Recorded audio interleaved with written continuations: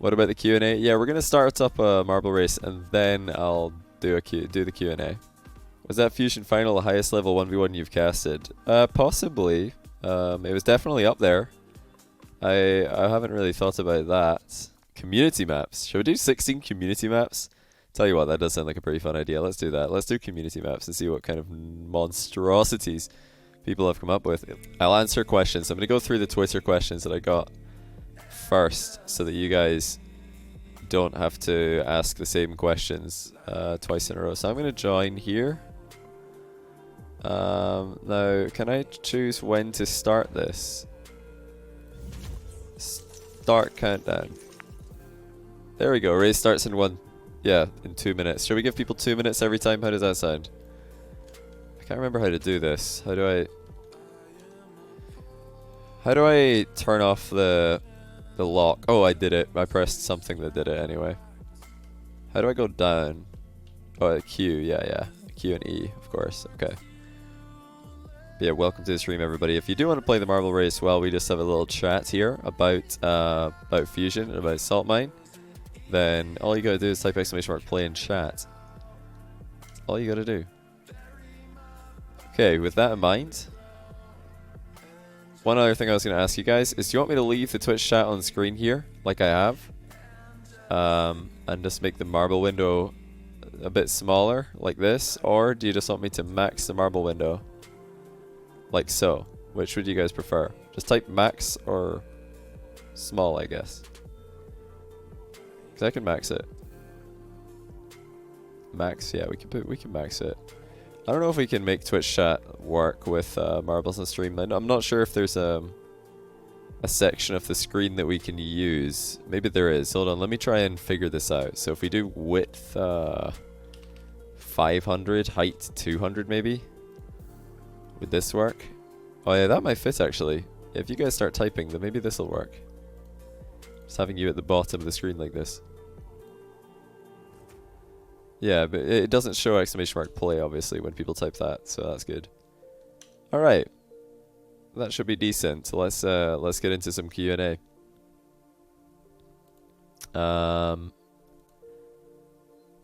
Maybe I should put questions that I'm looking at on the screen as well somewhere, so you guys can read the questions. Gonna have to do a bit of multitasking here. How do I zoom out here?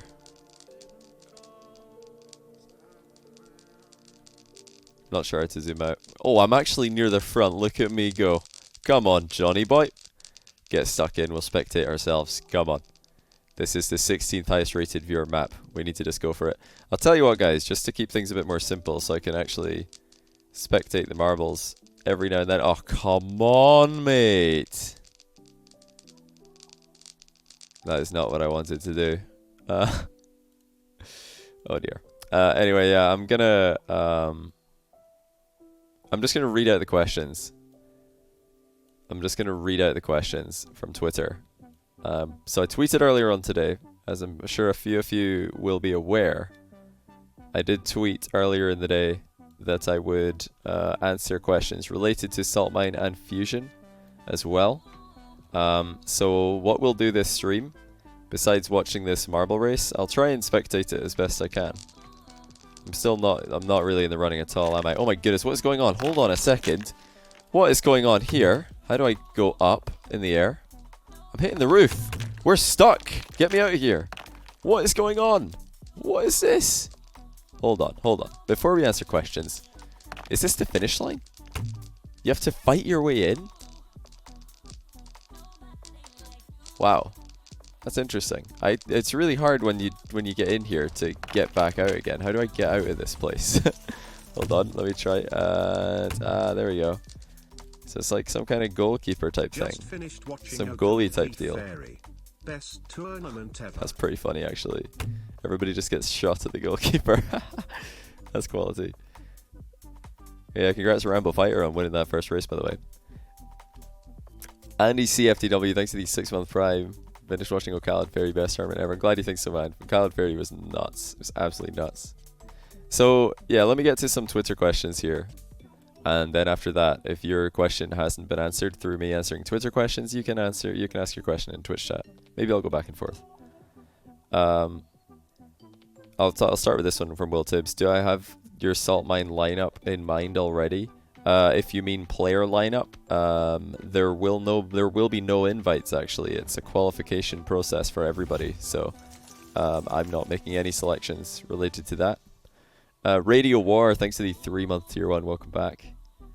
Now, so Brian asks on Twitter, how's he going to host if it's live? Maybe we'll find a way to work Brian in. Apparently Jack says, what are you going to do with players who have multiple accounts in the top 32? If there are players with multiple accounts in the top 32, we'll just go down the list and give, like, let's say there was 31 unique players and then somebody has a second account.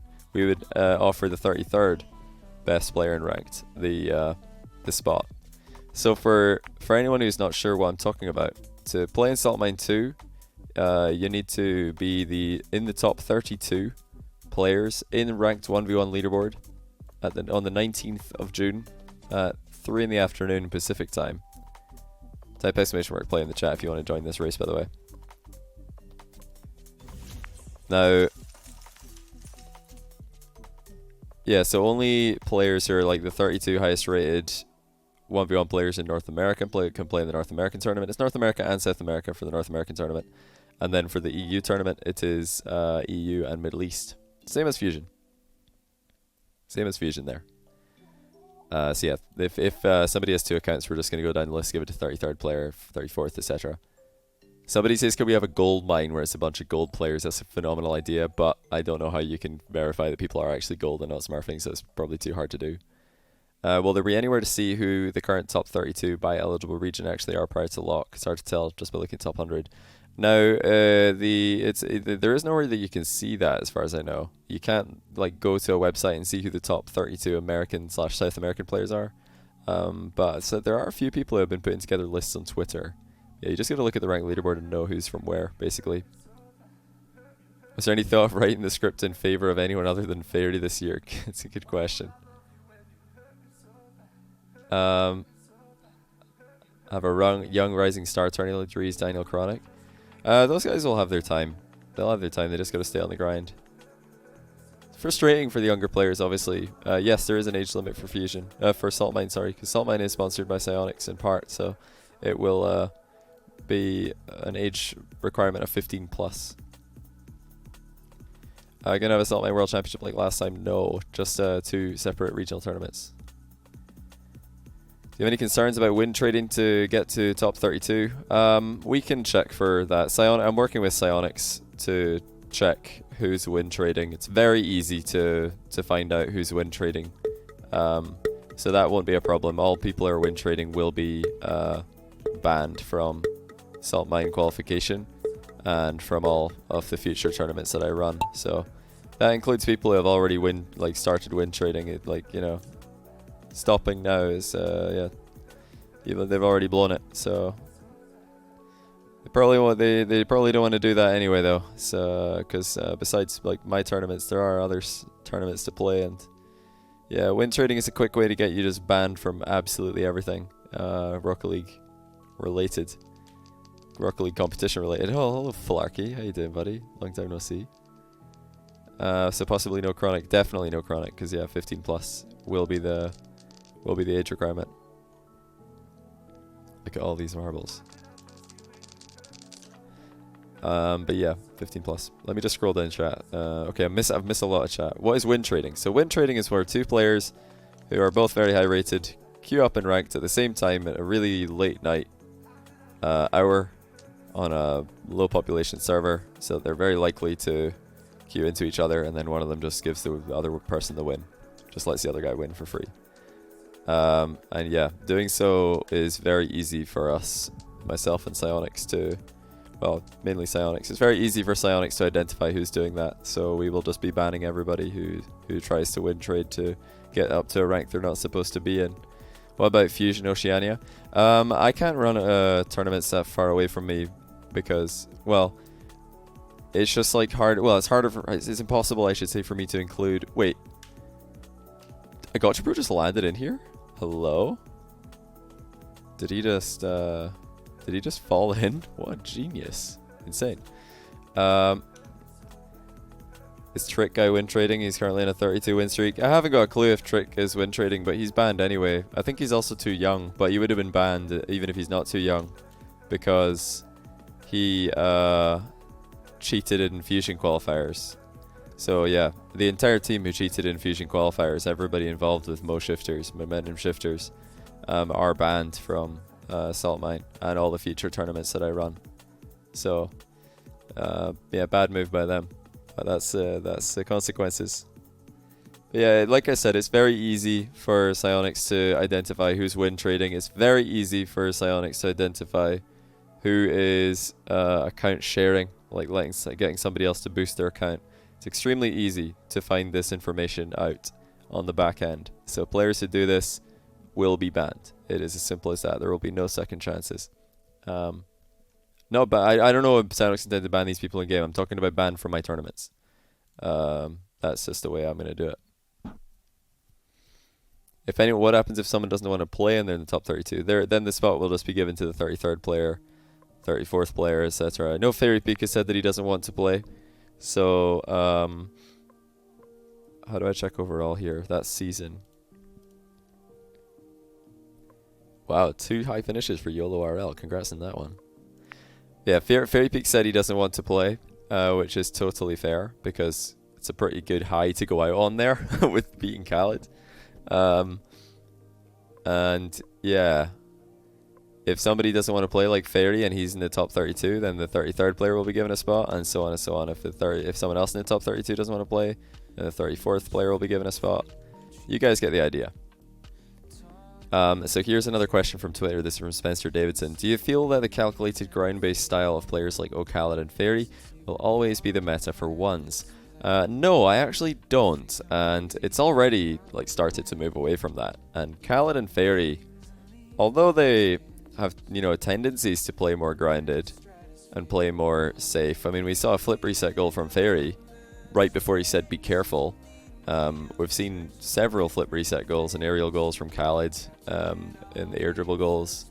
These guys, they can make big aerial plays as well, and I think that the more advanced Rocket League mechanics become and 1v1 mechanics become, the more likely it is that we see grounded plays less and less, at least simple grounded plays, and we'll see more you know, ceiling shots, flip reset plays, air dribble plays. Just basically, as recoveries get better and as players become more effective at executing shots that are extremely difficult to defend, such as ceiling shots and flip reset plays. They're some of the hardest shots to defend. So are air dribble bumps, of course. Like, the better you get at those shots, the more powerful the strategy will become.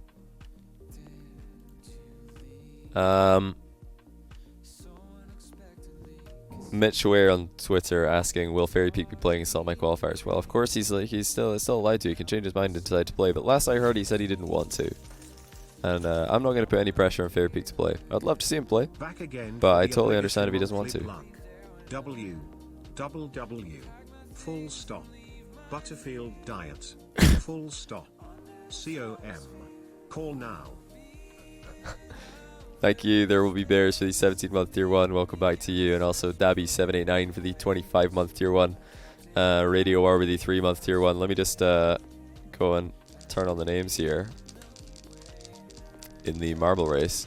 These are these are community maps here in marble racing. So very interesting stuff. Some people have done crazy work in marble races. We've got a bunch of marble racing Lethamirs over here. Let's follow It's Bacon's journey for a while. Okay, what do we have to do to see Fairy Peak and Salt Mine 2, says Mr. Siri on Twitter. I don't know, you know, people gotta stop asking me, you gotta ask Fairy Peak, and just don't put too much pressure on the guy. Like, you know, sometimes it's okay to retire or take a break from 1v1 at a high. People don't always have to go out on a losing streak. You can go out on a high. It's perfectly acceptable. Play Rizzo's maps? Maybe I will. Oh yeah, BTW, this thank you for everything, you know the drill at this point. XT less than hey, Expected, thanks for you 1 month Prime. I really appreciate it, man. Mythical Cat 24, thanks for the brand new Prime as well. Appreciate that. Buried Living says, what are some players you expected to see in the top 32 that aren't in the top 32 right now? I'm not going to lie, I've not had a chance to even check yet because I've not gotten around to it. Will we get an alternative reality EU Fusion RL 1v1 appearance of Jack versus Khaled? Maybe one day. Am I any good at Rocket League? Well, I mean, yeah, I guess. I've been Grand Champ several times, and right now I'm like Champ 3.5 or something, so could probably get Grand Champ if I played enough this season. Any idea in the prize pool size? Still to be confirmed. Still to be confirmed, but we will be announcing that soon. How many players will make it through the qualifiers? 8 in the North American tournament, 8 in the European tournament. Can I tell you when Saltmine 2 will start? I can. So the qualifiers are starting on the 21st of June, and they will be running all the way until the 28th of June. That's 8 days in a row. And on all 8 of those days, there will be qualifier matches. It's going to be a circuit system where there are 4 separate qualifiers for EU and 4 separate qualifiers for NA. Now, that means that 4 players will qualify directly into the tournament. All the players who win a qualifier for the region will qualify for the Salt Mine. For Salt Mine 2, I should say. Now,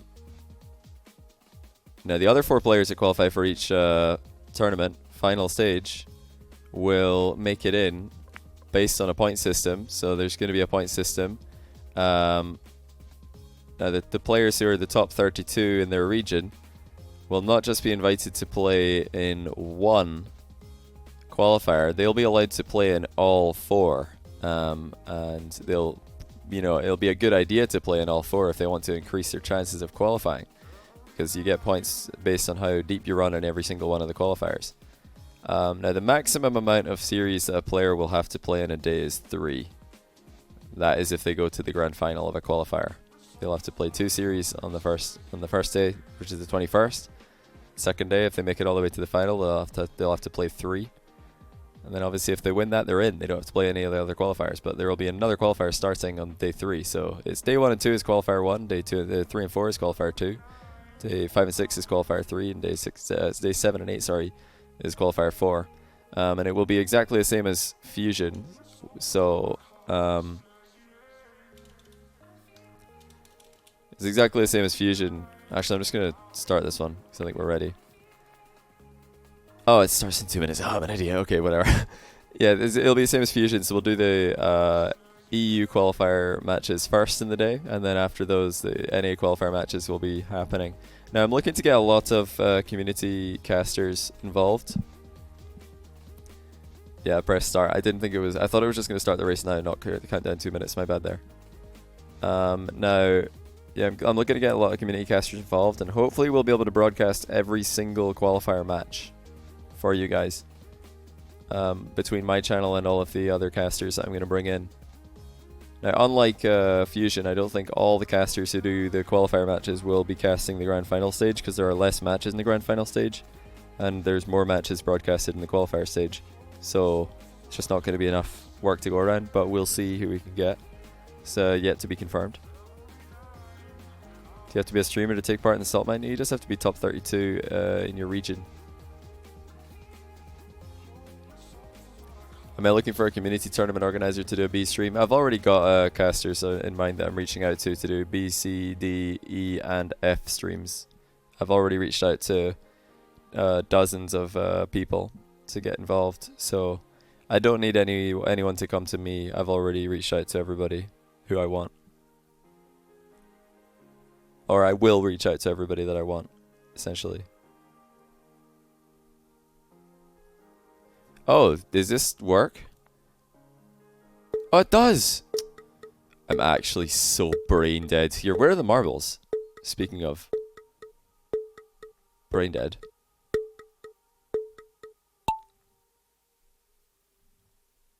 Oh, Demensa's in 4th. Hello, Demensa. Oh, here they are. Okay.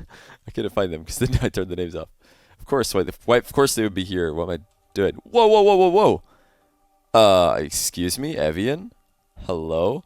Not gonna wait for the pack. Now, don't fall off. You've got the biggest lead I've seen in ages. This could be world record pace, ladies and gentlemen. hold the Q&A for a while. Look how far ahead Evian is. He's already on like the third obstacle, and everybody else is still in the funnel, right? Don't bean it, okay? A little bit of a bean there, but we're still looking pretty good. Okay, this looks like it's a beanable location. He doesn't even go down the steps. He's going on the rail. Is this a good idea, though? No, it's not. Oh, no. Absolute disaster. I thought it might be a high IQ moment to go down the railing there.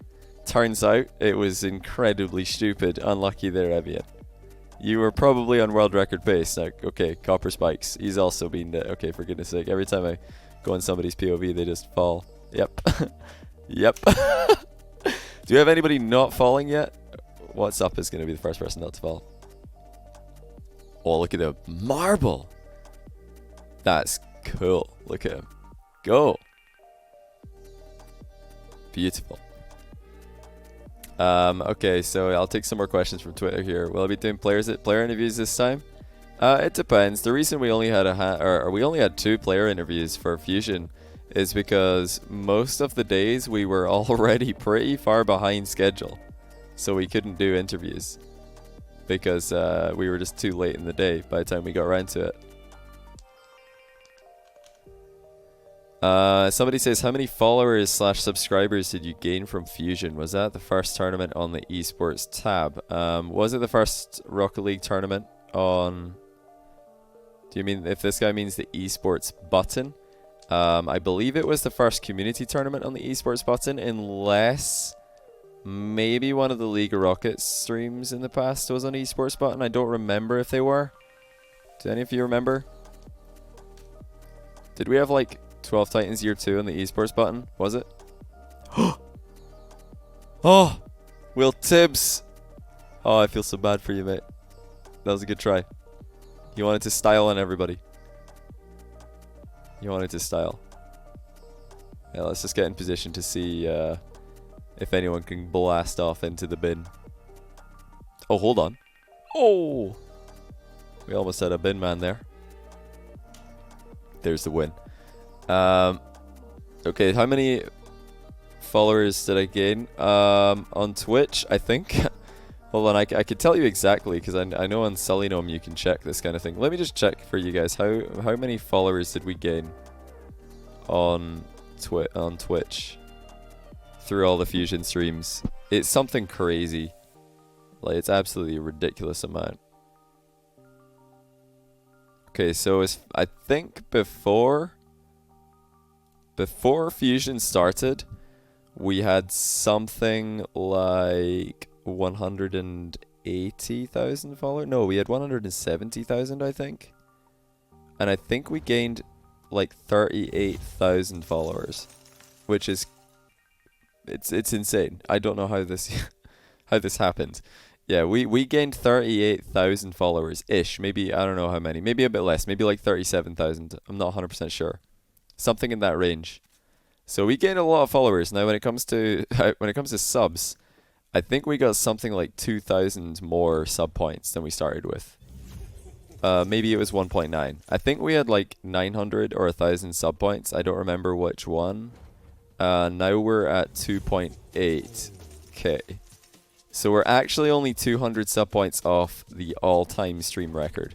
The record sub points I've ever had on the channel was 3,000.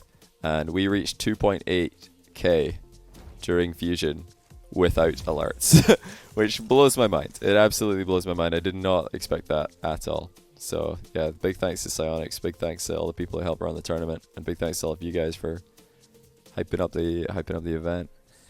Evian, thanks for gifting 3 subs and for subbing yourself. What was that noise? Oh, is this somebody joining with a cat noise? These things always get me, man. I was looking around for the cat there. I've got if you guys have got like, I don't know if it came through for in one of your ears as well. I imagine it would have, but that was like a cat to my right ear only. Just had to check that my left ear headset was working. It is. And Can the Doggo, thanks to the Prime sub. Another 3 gifted from Evian. Evian, thanks for gifting 6 subs and subbing yourself. I really appreciate that. Prime from Can the Doggo. Welcome, man. Start the countdown. Oh, yeah, sorry. Keep me right, please. Keep me right. Keep forgetting. So yeah, I'll keep going through Twitter questions here. We've got a lot more. But remember, if your question is not being answered, you can feel free. Oh, you have your headset on backwards. I do. Yes, you're right. I do have my headphones on backwards, but there's a reason for that. There is a reason. And that is because my face cam is slightly to my left right now. And if I put my headset on the right way round, my microphone will be blocking most of my face. So I'm going to click start now. That's been a while. Yeah, my microphone is blocking most of my face. So I flip the headset around so that my mic isn't blocking my face. Right, your face cam isn't on. You're right. I'm gonna flip it.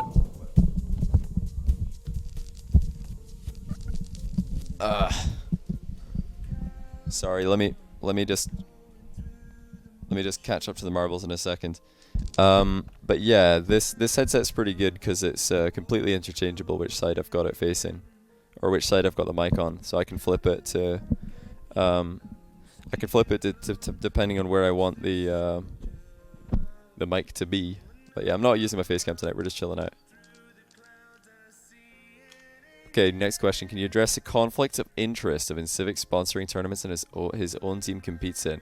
Not that I believe there is any wrongdoing going on. It doesn't mean the conflict of interest doesn't exist and that it is a cause for concern. This is from John Nolan, who I believe is a Reddit mod on the Rocket League eSports subreddit. Now, I'll just be completely honest. There isn't a conflict of interest. I don't know what people are talking about. There's been a lot of people in the Rocket League community recently throwing around this term, conflict of interest. And for some reason, whenever they do, they capitalize the I and the C of interest and conflict. And I'm like, what is going on here? What is? I don't understand. Anyway. Yeah, there isn't a conflict of interest. Like, what is the conflict of interest that people are afraid of? Like, what do they think the TO in this case, that's tournament organizer, by the way, the tournament organizer in this case in Civic, is trying to achieve? Like, what is the? I don't know what people think the conflict is.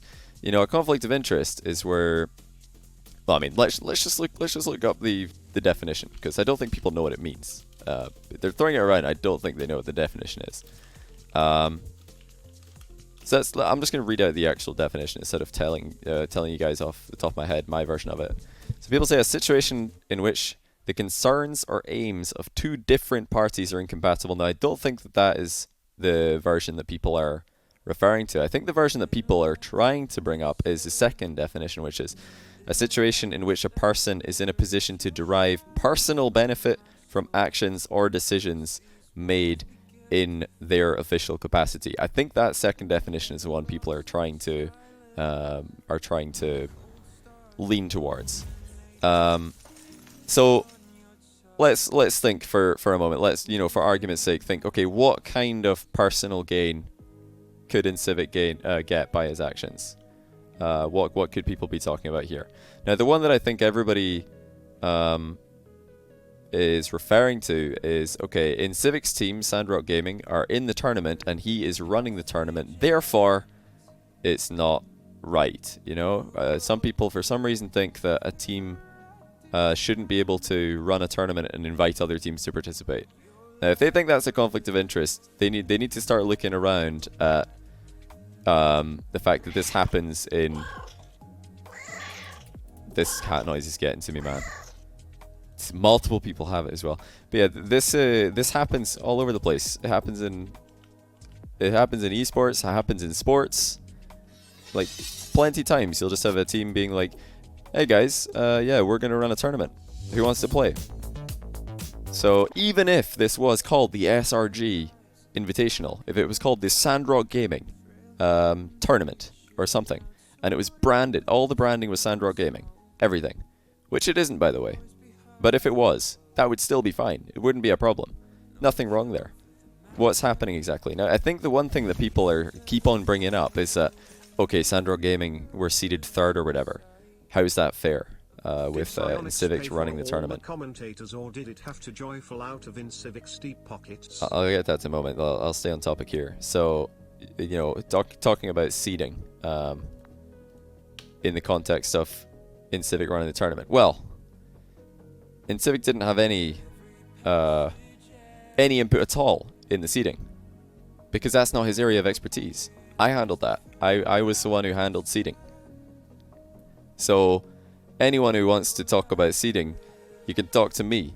You don't have to talk about InCivic or Sandrock Gaming, because I did it, and I handled it all myself, because that's my area of expertise. InCivic, his expertise is on the creative side and on the logistical side, and then I'm the one who's putting together formats, teams, casting, and helping to put together a talent team, etc., etc. We both have different roles here, but at no point did InCivic say, "Hey, seed my team high." And I don't know what people are saying. Are they saying that he paid me off to seed them this high? Like, this is so ridiculous to me. I can't even believe that people are throwing around this term conflict of interest in this context. Besides the fact that it's absolutely ridiculous, I think it's incredibly disrespectful to try and, as a Rocket League community member, which I know a lot of the people who have been throwing around the term conflict of interest, they're trying to be people in the Rocket League community, a lot of them.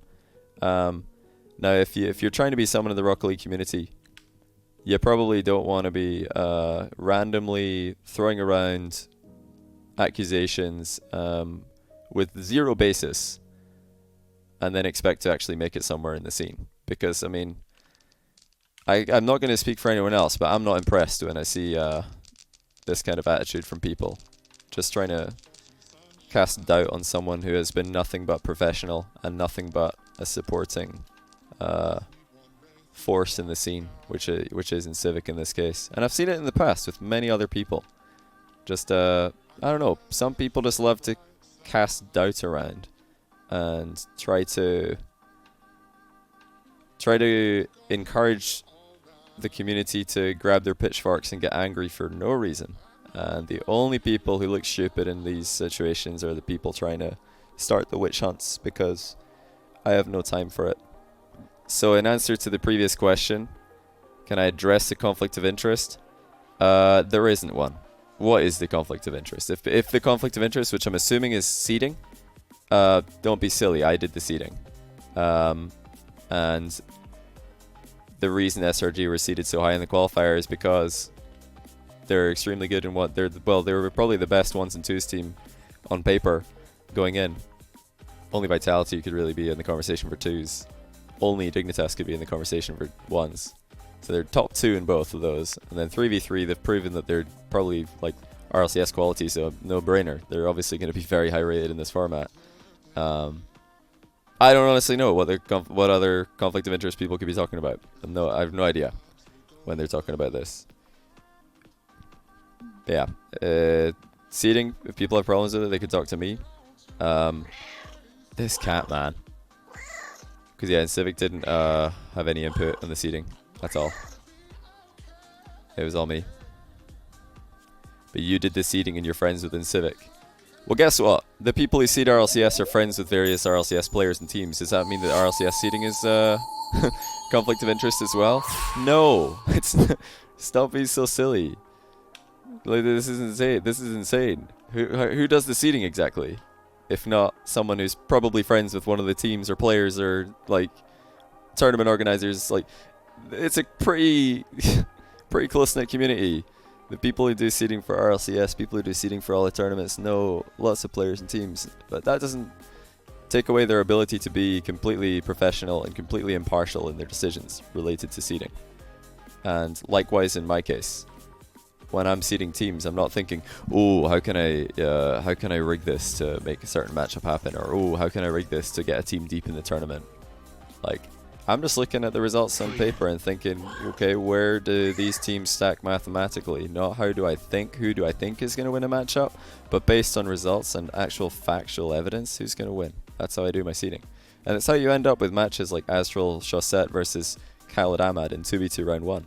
I mean, when I'm looking at that as a Rocket League fan, I'm thinking, man alive, that's a stacked lobby right there. But Oxygen were trash in the 2v2 qualifiers for Fusion. They were absolutely trash.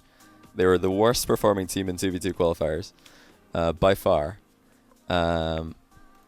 And they, at the time of when the seeding took place, weren't even that high rated in 2s. So like there was really nothing you could seed people off in 2v2 other than ladder rank and qualifier performance, because there's no relevant 2v2 tournaments happening besides Fusion qualifiers. Now in the future, I hope that if someone else has to do seeding, they can look at Fusion and be like, okay, Aswell and Shawset were pretty good. They should be seeded high because look how good they did in Fusion. But hey, I didn't have a 2v2 tournament to look back on. Now we do, which is fine. And if I have to be the one to run a tournament and to seed teams, and inevitably have upsets occur just because there is no evidence to go on, then I don't mind that. I don't really mind.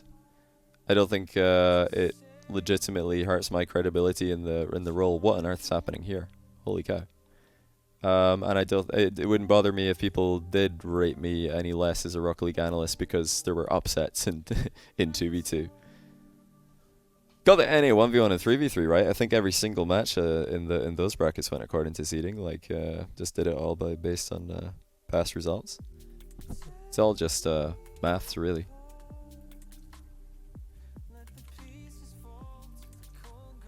But yeah, my best advice to all these people tossing around terms like conflict of interest, take a good long hard look at yourself and ask, are you really trying to help here? Are you really trying to fix a problem? Or are you just trying to look intelligent and get some likes and some upvotes here and there? Like, what's really going on?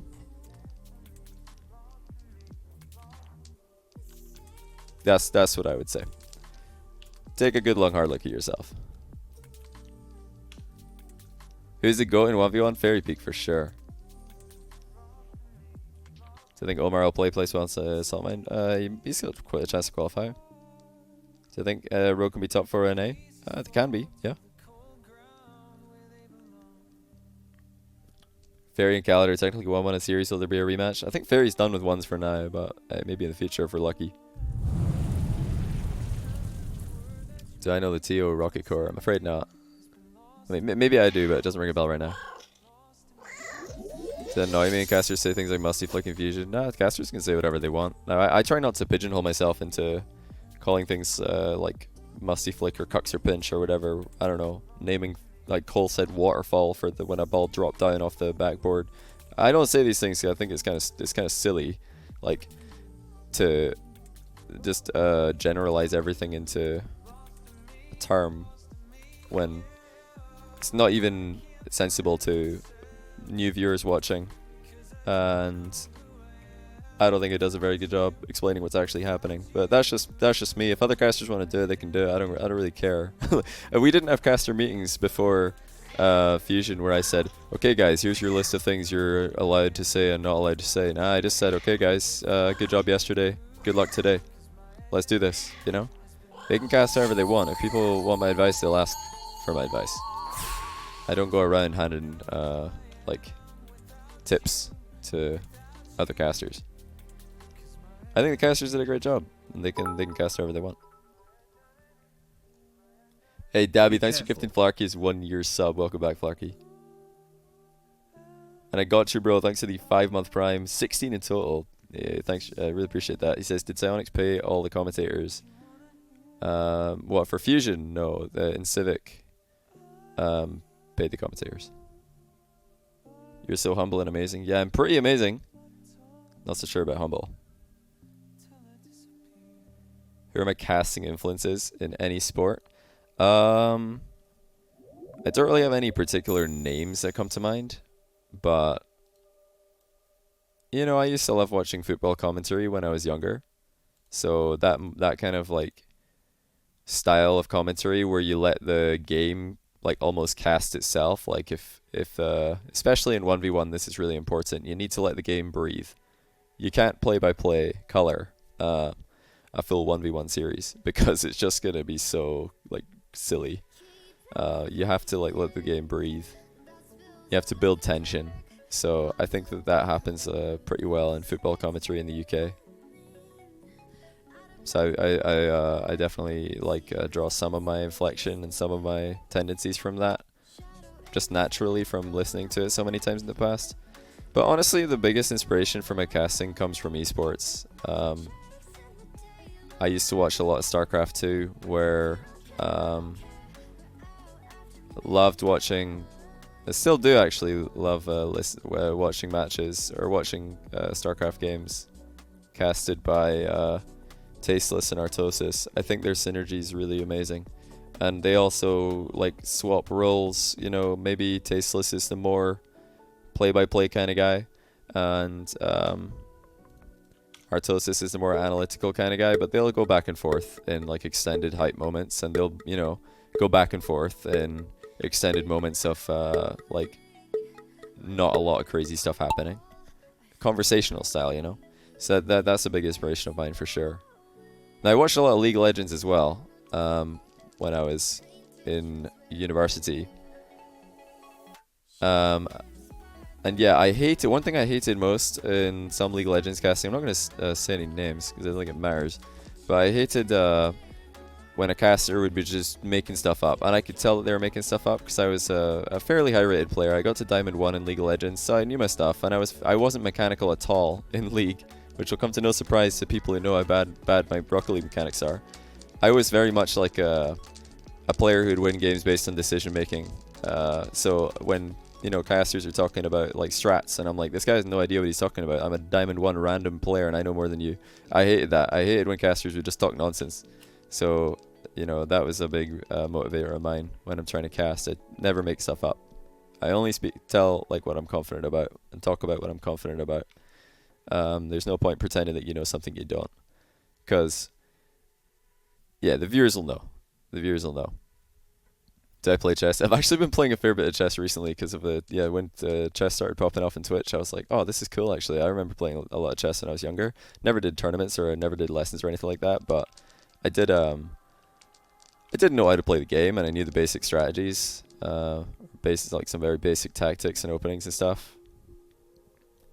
So yeah, I played a bit. I think I immediately downranked to like sub 800 points on chess.com, and I was like, wow, I'm trash.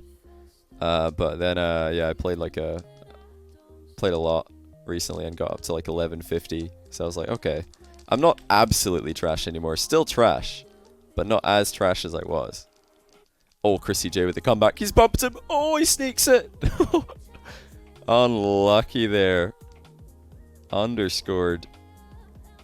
That's a disastrous ending for you. Can Jesse cast some games, KW? What you mean, Salt Mine 2 games? I think, isn't Jesse trying to qualify for Salt Mine 2? You started playing a bit against a real life, but you found out you might be worse than XQC at chess. Oh no, that's unfortunate, man. What do any of you guys know what the Lee Chess equivalent of 1150 rating chess.com would be? What would if I played on Lee Chess? What would I be if I'm 1150 on chess.com? So I heard that Lee Chess is easier to rank up on. Higher, yeah, that's what I heard. Willie Kelly, thanks for the 2-month Prime, mate. I really appreciate that.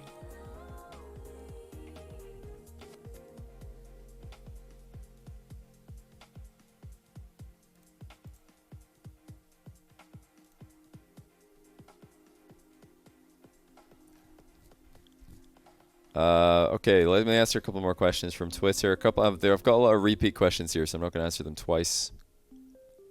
Will you do NA and EU version of Salt Mine? Yes. Somebody says, do I think OCE and Sam should develop a one scene? Yeah, I mean, I don't see why not. It's just interesting content. Hey, Death, thanks for the £3, mate. Appreciate it. Johnny, I'm a PS4 player that's top 24 global in the leader of all consoles in ones. Am I allowed to join qualifiers for Salt Mine? Well, yeah. I mean, if you're top 24 global, then you're definitely top 24 in your region. So absolutely, like any console, PC, whatever can play. It's not Steam specific. Anyone can play. It's fine. How much salt do you think you could mine out of Jesse? Let's just say enough. We could definitely get enough. Let's go next map. Do I think this style of tournament has any place in RLCS, like including 1s and 2s? Feel like the viewership of this event showed that it has some value to it. Well, you guys already know, you've heard me, a lot of you already know, you've heard me talk about this in the past, that I do think that competitive 2v2 in Rocket League, and more so competitive 1v1, have a place in the Rocket League esports circuit. Whether that's RLCS, whether it's like a DreamHack type of thing, whether it's a completely standalone LAN. I do believe that there should be a place. I think that 1v1 and 2v2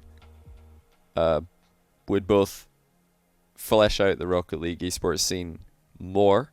They would boost the viewership, and they would make for a lot more interesting storylines in terms of players.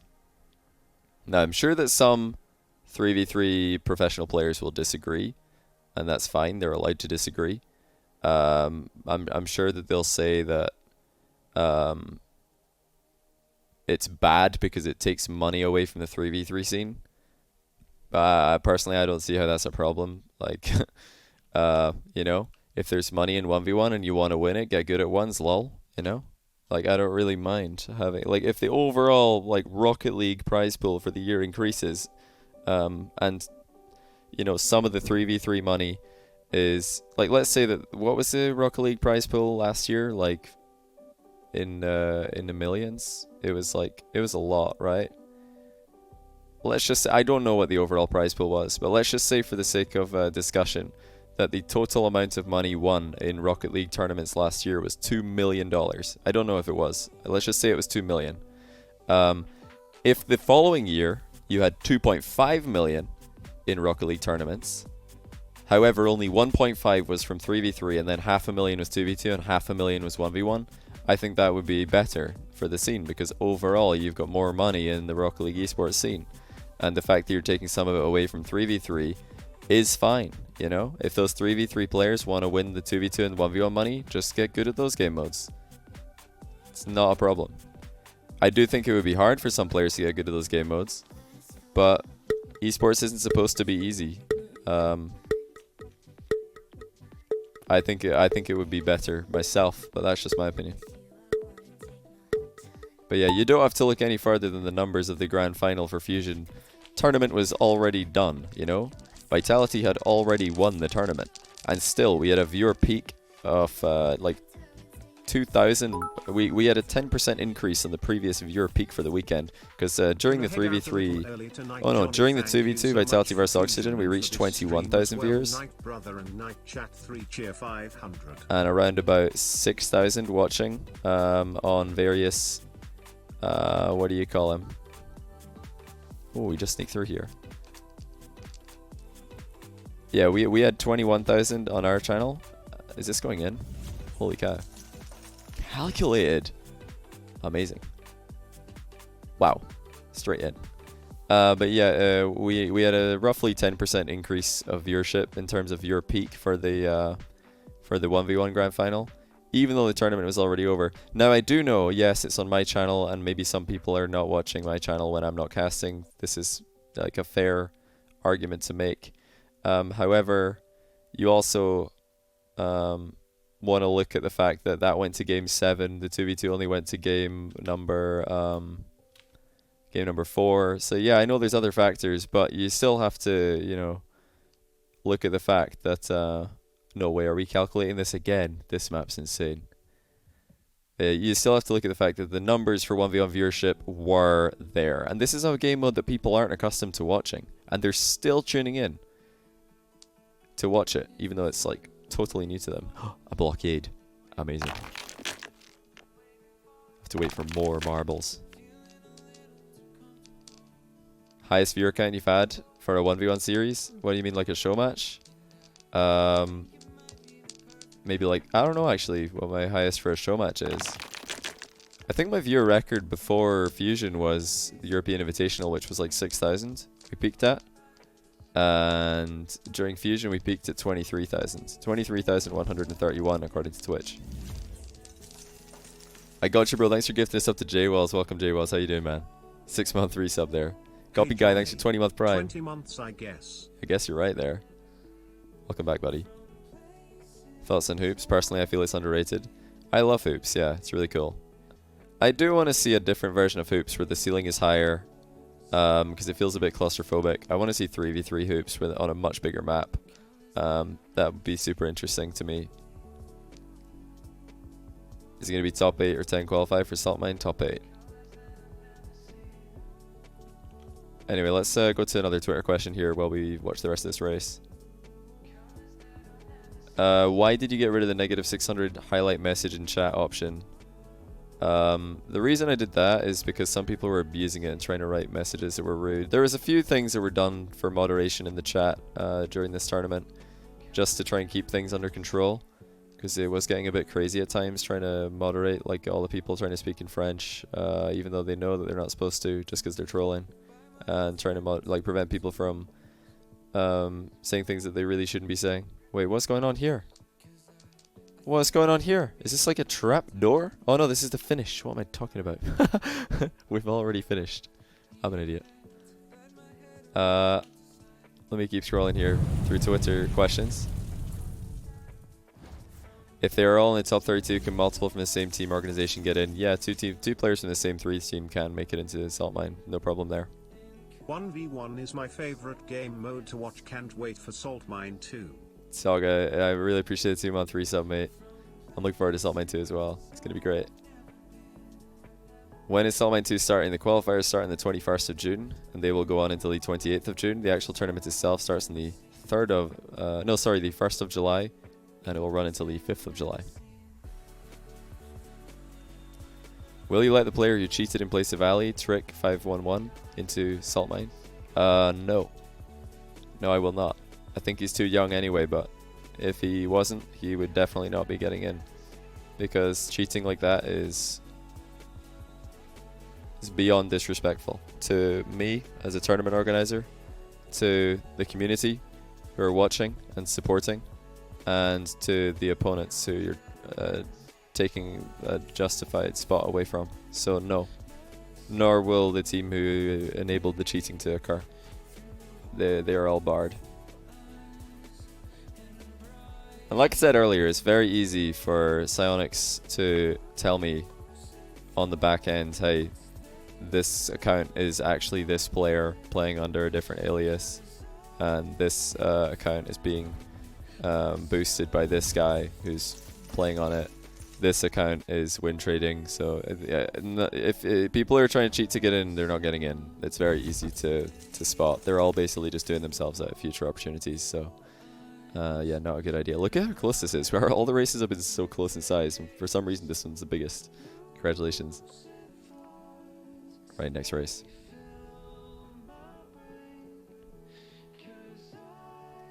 Okay, next question from Twitter. This is Lawson. There's been some complaining from pros that Fusion is all ones and that they don't like the tournament, while many viewers absolutely love the tournament. Do you think there will be another tournament like this due to the mixed feedback? Well, do I think there will be another tournament like this? Well, it depends what you mean. Like a tournament that combines all the game modes into 3 separate leaderboards and has a crew battle qualifier? Maybe not, I don't know. That's quite specific. But, you know, do I think there's going to be crew battle tournaments in the future? Absolutely. Do I think there's going to be 1v1 tournaments in the future? Yes. 3s? Yes. 2s? Yes. Are they all going to be combined? I don't know. Myself and a Civic just wanted to try something new here. Trying crew battles was obviously a huge success. I'm really glad that we did that for the qualifier to see how it would look. People had a lot of fun with it. Now, the bit about there have been a lot of complaining from pros, if you mean like people just being salty, going on Twitter after getting knocked out of Fusion saying, boo, we got air dribble bumped twice and now we're out the tournament. Yeah, you know, go play the world's smallest violin. I don't care. Like, yeah, do I take that into account when I'm thinking about the next tournament that I run? Of course not. I don't literally don't care. It's a silly take. I think Fusion will force Psionic's hand. No, I don't think it'll force their hand at all. Why wasn't the whole tournament a crew battle format? Because the idea for the tournament initially was to do what we did for the tournament, to run the 3 brackets and have them all combine into one overall leaderboard. That was something that we wanted to see happen and to make happen. And I think it was very interesting. I think the format and the scheduling was also like brand new, like doing something over 1 week. That's kind of like, I don't think I've seen that in a Rocket League tournament before, not live at least. Doing it over 2 weeks essentially. So yeah, that was something I was very big on doing as well, just to see how it would work, you know. Glad we did that. You know, we tested a lot of stuff, and now we've you know, we tested the scoring system for NA. I was like, okay, this could be better, so we improved it for EU. And yeah, if we do another tournament again, I mean, I'm not exactly the person. I've never done the same tournament twice except Salt Mine. And even Salt Mine, we're changing the format. So I've actually never just ran with the same tournament exactly twice. It hasn't happened. I always like to change it up and try new things, because community tournaments are community tournaments. They're not like the professional gaming, you know, circuit. It's not the DreamHacks. It's not Rocket League, ESports, RLCS. It's a community tournament where we should try out new things, see what works, because maybe, you know, if something really works really well, then another TO will be like, okay, that was sick. We should do something like that. Ooh. Stuck in a little room here. Unfortunate. Could we get Jack at a show match sometime? Absolutely, yeah. Absolutely. Fantastic play from Jack. Really, really great stuff. How are you changing Salt Mine? So the format for Salt Mine, I've already explained how the qualifier is going to work, but I'll say it briefly one more time. So there's 8 days in a row of Salt Mine qualifiers, Salt Mine 2 qualifiers, I should say. They are the 21st of June till the 28th of June. Now, every 2-day block there will be a qualifier. So the 21st and the 22nd of June, that is one qualifier. 23rd and 4th is another one, and so on and so on. Every 2 days. EU qualifier will be happening first in the day, and then NA qualifier afterwards. For 2 separate tournaments, obviously. EU and NA Salt Mine. Now, in the format is just going to be the 32 players who make it in based on their ranked ladder performance in a single elimination bracket. Simple as that. Ooh, look at that. Rambo Fire steals first place with a 7. Amazing. But yeah, there will be the format will be single elim. I see you later, Flark. You can see you, man. It'll be single elim, 32 player, so 5 rounds. Winner of that single elim qualifier is in the tournament.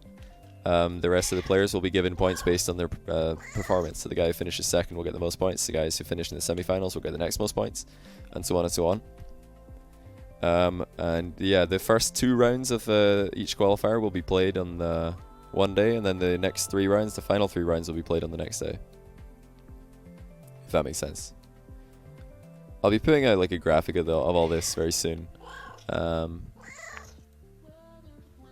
So you guys can have a clear explanation of it. I'm probably just going to reach out to the guys at Wikipedia, because they're always really good at putting together like visuals.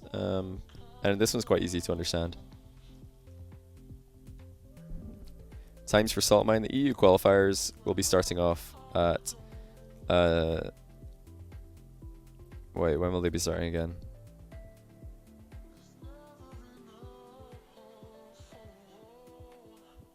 I think it's 5 PM UK, if I'm not mistaken. Or is it 6? I can't remember. I think it 5 or 6 PM UK. I'm gonna have to double check that. The NA one's gonna start either, I think it was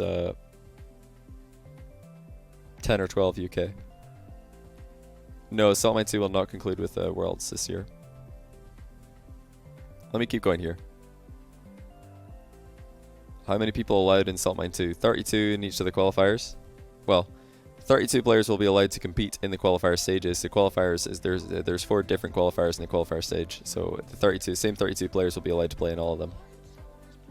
And obviously, after one player is qualified, there will be 31, and so on. But it'll be max 32. There might not be actually 32 players. Some players might be just getting buys. Because I'm not going to keep on going down the list too far.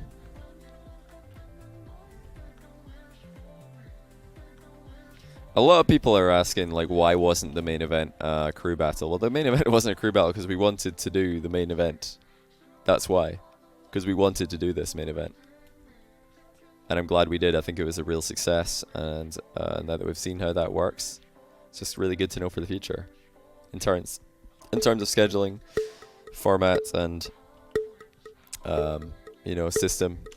It was all super interesting to me as a TO.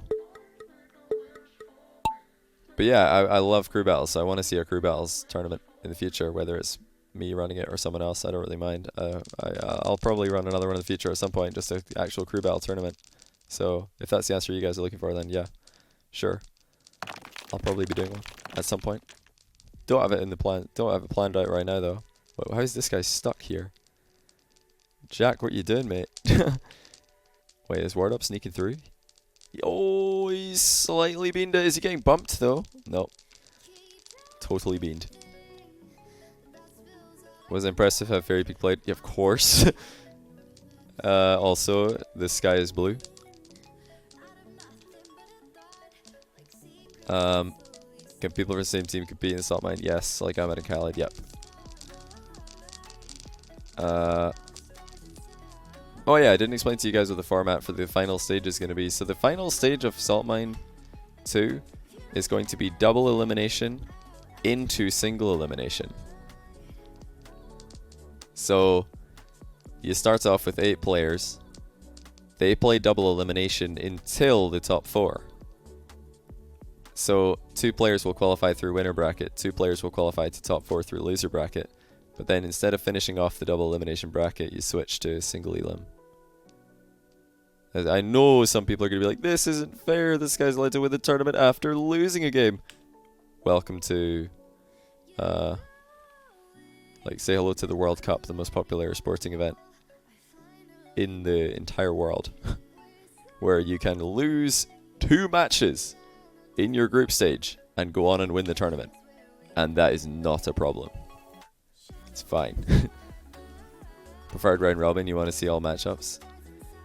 Well, we want to make sure that the broadcasts aren't a million hours long. So it's not possible. What am I going to do before Salt Mine starts? Get organizing the Salt Mine, because there's a lot of work to do. And yeah, I'll be streaming some show matches here and there.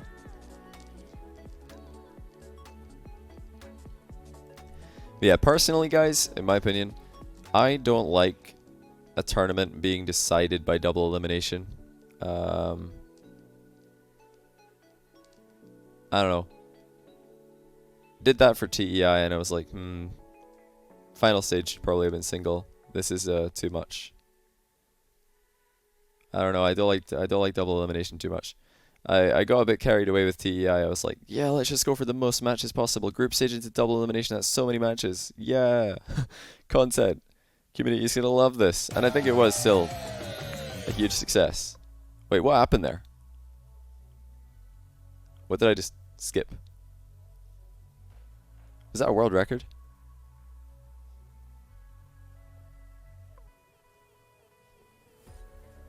Wow. New world record. Abdulion 33 by over 4 seconds. Life Mercedes tournaments organizing is hard. Yeah, I've been aware of this for quite a while. I've been running a lot of tournaments. Very, very hard. But yeah, double elimination for a final bracket is, I don't know, I just don't like it too much. The Joe commentaries were great for future reference. Glad you thought so, man. I thought so too. How does the single elimination part work? So double elimination into single elimination, you have 8 players. Then obviously there's going to be 4 there's just going to be 4 matches between all those 8 players, and the winners will progress. The losers will go to the loser bracket. Now in the winners matches, like, there will be 2 winners matches there. The winners of those matches will be into the final day bracket just by winning twice. Whereas the losers, they'll have to they'll have to win just to stay in the tournament. Then obviously the losers of the winners matches and the winners of the losers matches will play each other for the other two spots in the final day bracket. And then the the final stage bracket is just single elimination, so it's just you know, some guy who qualified through winners versus a guy who qualified through losers, and then some guy who qualified through losers versus a guy who qualified through winners. Thank you for letting me achieve this world record. It's all you, man.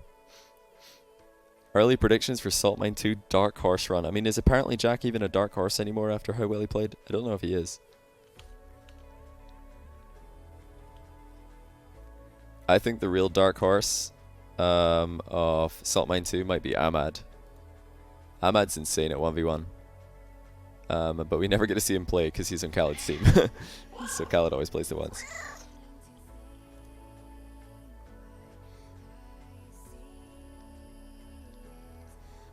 Okay, so I think I answered most of the questions on Twitter. Let me just take another scroll through this. See if I missed any.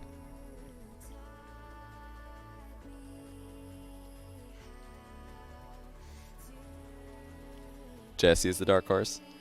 Jesse is the light horse.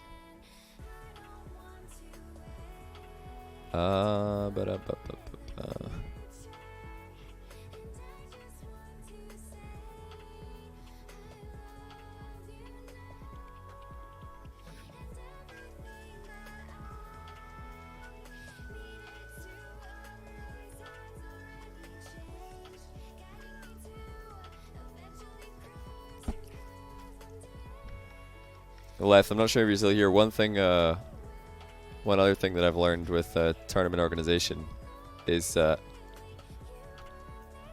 seeding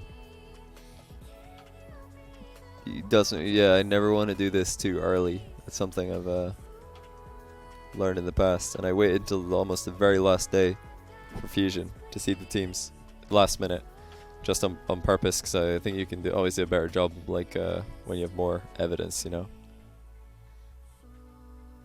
Something interesting to consider after so much seeding questions have been popping up everywhere. Don't think I see any questions here that I haven't already answered.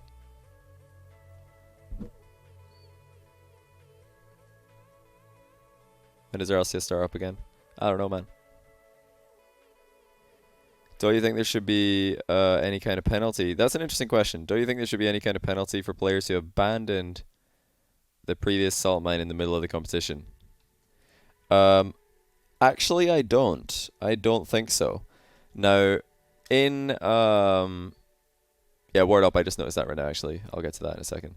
So, in 3v3 in RLCS, there's prize money that goes out based on stats. So the player with the highest goals per game at the end of the league play season gets $1,000, I believe. Same thing for assists per game and saves per game. So in that context, you can't have players and teams leaving early because that would skew the stats in favor of someone. Now, personally, in 1v1, I don't think that leaving early is a problem. Maybe it's just because I've watched a lot of StarCraft 2 in the past, where every single game, technically, a player leaves before the game is over. But that's just because in StarCraft 2, it's so hard to actually win the game. Like, to win the game, you have to destroy all the buildings of your opponent. But the actual game would have been over a long time before that. You look at chess is really popular on Twitch right now. Do competitive chess players play out all the way to checkmate every single game? Nah, you have loads of people resigning and forfeiting because they know the game is over. Same thing can happen in 1v1 in Rocket League. So it happens less in 2v2 and 3v3 just because there's way less goals in those matchups. But in 1v1, sometimes there's so many goals and somebody just goes into a game with the completely wrong strategy and it's over. Like, already, it's just over at the start of the game and they know it's over. They're like, okay, let me just go into the next game. And I think that's fine. And also, I think it's more interesting to see a rage quit than it is to watch like the next 6 pointless goals that don't really do anything. Do you know what I mean? So I'm actually okay with early forfeits in 1v1. I think in 1v1 it's not a problem. That's just my opinion though. Hold on a second, where did that... Why is that not popped up on my alerts? Let me check why that's not appearing on my alert box. Vacanis. Oh, I don't have bits showing for some reason. I must have misclicked that. Thanks for 500 though. And Kirby Y, thanks for the 21-month tier 1. Really appreciate it. And also Sean D with the tier 3 21 months. I only just noticed that. My goodness. That's very much appreciated, man. Welcome back. Also Miller Highlight for the tier 1. And Little Chicken Feet with the tier 1. I'm so bad at shouting out subs. I've forgotten how to do it after all these Fusion streams. I'm sorry, guys. Bump Brian up a couple decibels. Feels like he's trapped in a cupboard. I don't know how to make him any louder, actually, without making the music absolutely blast, so I'm afraid not. Copy Guy, thanks to the 20-month Prime, and also I Got You Bro with the gifted sub to Jay Walls. I think I already said thank you for that one, but I appreciate it, though. So Word Up asks, will you be co-casting Salt Mine 2 like you did in Fusion?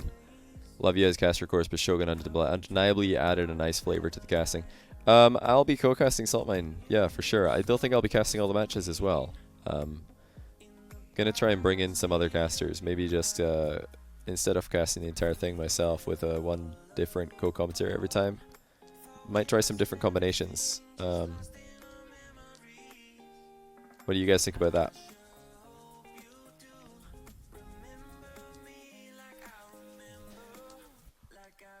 Do you think RLS season's gonna be good? Yeah, I think so.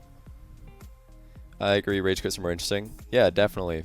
Definitely. Why is there no World Cup style tournaments in Rocket League or so football? It's really hard to organize, and a lot of teams don't play with their country people, so it's very hard. Who am I most looking forward to in Salt Mine 2? Love watching Khaled play, of course. Like I said earlier, want to see AMAAM play competitive ones because he's always in Khaled's shadow, but I think he's a great player as well. Any update in tier 3 reviews? Gonna be doing a couple this week, but not tonight. Just chatting to you guys tonight. But yeah, I think I've done all of the... Yeah, I think I've done everything.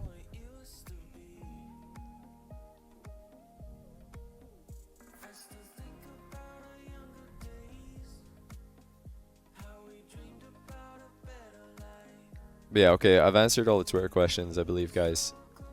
So if you have any questions in chat, now's the time to ask them. If I didn't answer a question that you have about Fusion or Salt Mine through my Twitter question, then Q&A, then ask it in chat right now. Do I think 4v4 could be a thing on a bigger map? Yeah, definitely. 5v5, 7v7, like they could all be things. But the thing about adding more players to a game is that you're gonna individually get less things to do, so that's less exciting, I guess. Group stage into knockouts. Yeah, group stage into knockouts is a great format. I want to see more of that for sure. I think group stage into knockouts might be the best, but you know, sometimes you don't have the time. Like the thing about Salt Mine is that there's 5 days to run the tournament, and we have to run 2 tournaments actually. EU tournament followed by the NA tournament same day, so that really limits the amount of games you can have. So yeah, in that context, pretty hard to get. Yeah, pretty hard to get groups into elimination. You asked 2 questions of bits. I don't know if the message went through. Oh yeah, let me just go read those because my bits were turned off. Thanks for telling me though. Your tweet last night came up on my phone while I was watching the 1v1 Grand Final VOD and spoiled the end for me, lol. Oh man. Yeah, you probably want to turn off Twitter alerts while you're watching something like that, because that will happen. I mean, I had somebody complain. That always happens. People always complain. I know you're maybe not complaining. You're saying lol, but I wanted to bring it up anyway in this context. So yeah, somebody complained. Thanks for spoiling the result when I tweeted out congratulating Fairy Peak on winning or something, or you know, congratulating somebody on winning. I don't remember what match it was, and I'm just thinking to myself, what is this guy doing on Twitter? If he doesn't want to spoil the matches for himself, like, you need to get off Twitter. You need to get off Reddit. Get off all social media. Don't read the comment section. Don't read the Twitch chat. Nothing. If you don't want to spoil the result, then stay well away from all that. Don't even read your friend's text message who's like, wow, wow, wow, did you see this match? I can't believe this team won. You know, you need to stay away from it all. Yeah, Yorkie, I love group stage into single elimination. I think it's a great format. It might be the best in my opinion. I think it might be the best. But like I said, you need a lot of time. If you want to broadcast all the matches, you need a lot of time. You need lots of days. Cold Chronic, thanks for the 2-month prime. Welcome back, mate. Now, we kind of said, don't tell Noob Spectre that I'm cheering, but just a quick thank you for the amazing 30. Can't wait for something too. Just 2 questions. So number 1, is it the same format as the first salt mine? No, it is not. And when does the actual tourney start? It starts on the 1st of July. What position are you in the tier 3 queue? Okay, let me check that for you. Canis, you are... Wait, are you in the tier 3 queue? Oh, yeah, you are. 8. Position 8. Round robin group stage or double limb group stage? I think round robin group stage is the best. Obviously, there's some matches that don't matter because you might already be eliminated, but I still want to see that. I'm not doing world's variation. Too much ping? Yeah.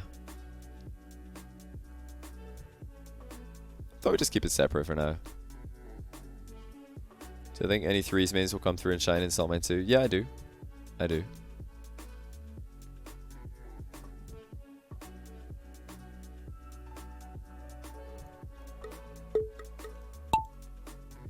Do I think Rocket League will be an esport for a long time? I very much do. I really believe in the Rocket League esports team. I believe in Rocket League as a game competitively. And, you know, from a consumer standpoint, like, it's so watchable for people who don't understand esports. Like, it's very watchable. I think Rocket League is the most watchable esport. Like, if I was to give Rocket League esports a slogan, I would call it the esport for everyone.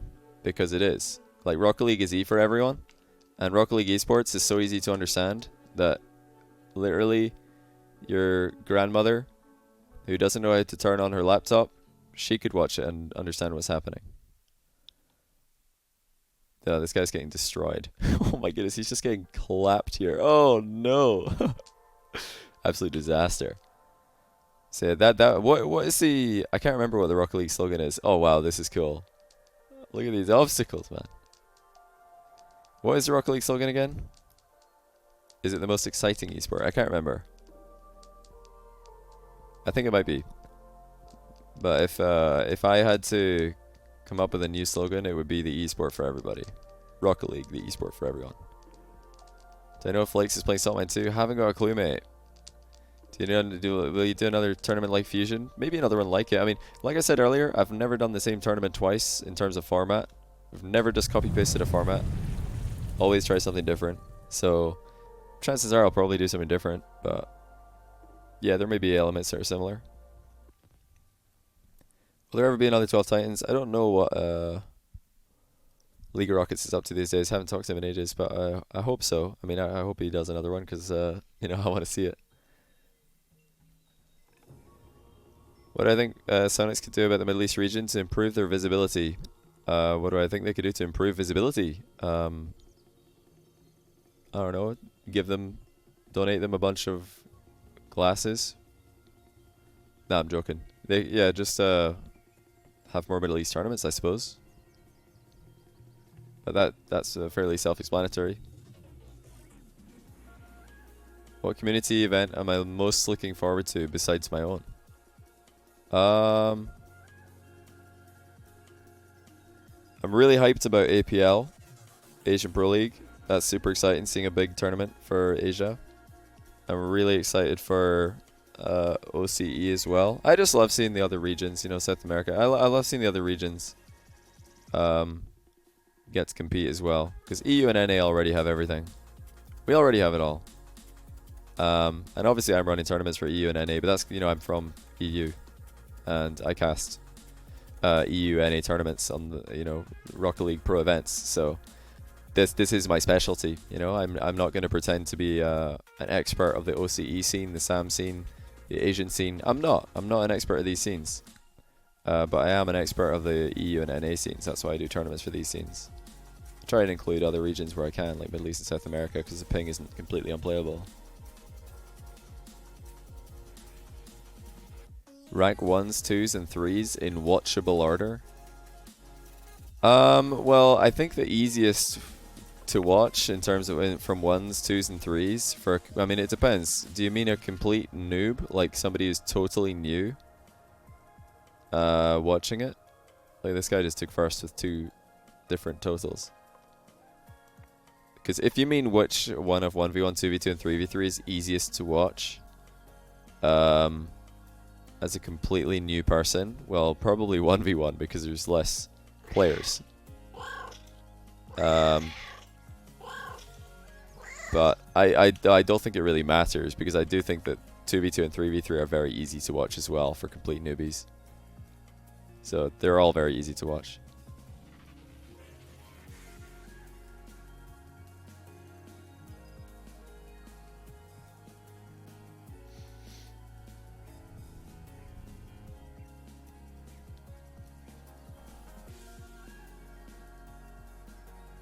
Do I think Fusion had enough of an impact to make 1s a game mode for RLCS apart from 3s?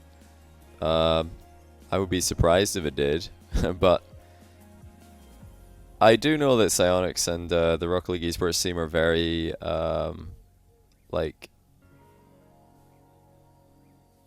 very attentive to the goings on in the Rocket League community, and I think they get way too much flack and way too much stick for not being as connected to the scene as people think they are, because a lot of the time Rocket League esports team are like working on something and they just haven't announced it yet, and they can't announce it for like spoiler legal reasons and stuff, but they're just very close to announcing it, and people are like, oh my goodness, where is there no community tournaments? And it was so funny, there were so many people complaining that there's no community tournaments. Oh my goodness, spring series is almost over and there's nothing on the horizon.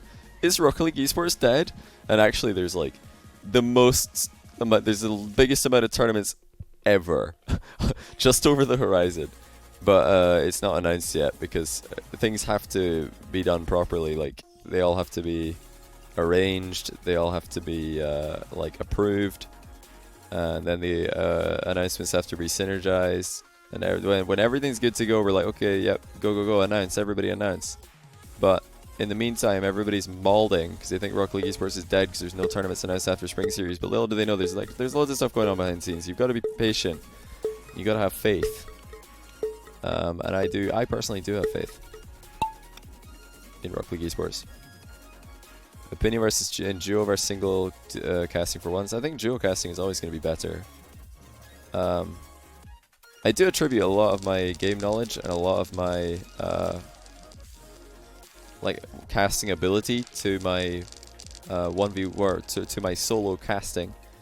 I do think that solo casting helped me significantly to improve as a caster, but as a product, I think that duo casting is the better way to have Rocket League commentated in all game modes. Oh, look at the read there by Ondella. Sick plays. These maps are insane, by the way. This is a community map. Some guy made this.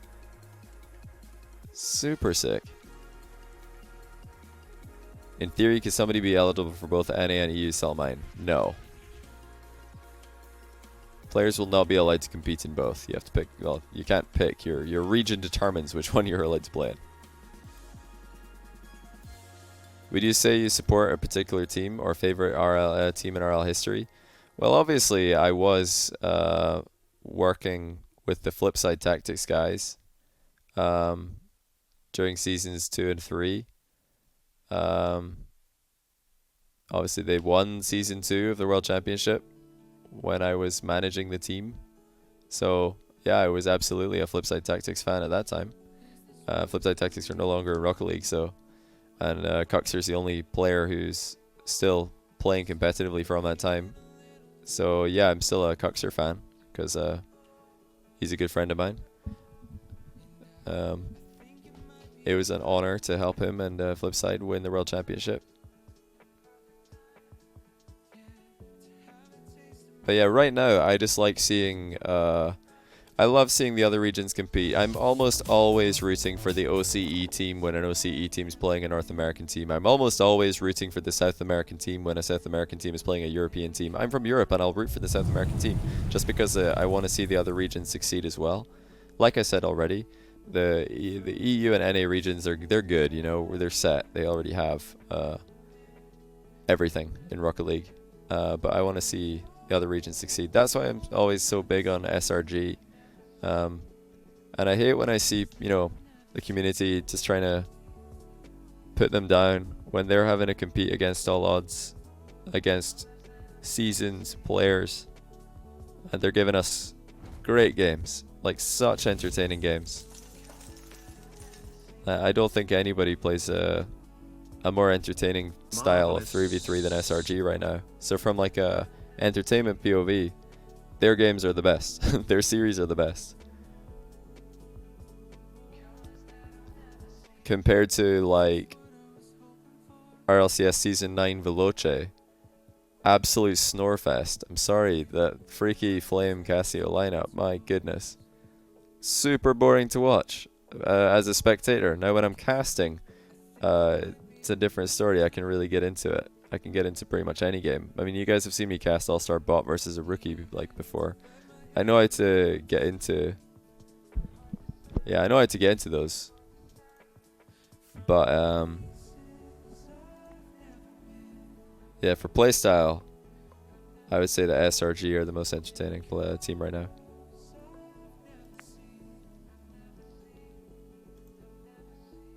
My voice is disappearing. Wait, Civic, what happened?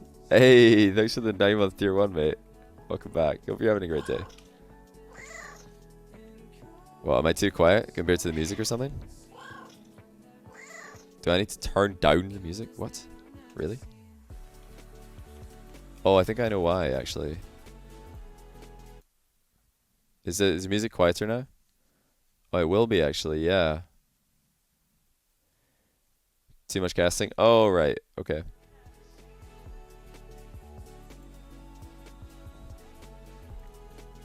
Yeah. It's a little bit of that, but also I'm just trying to be quiet.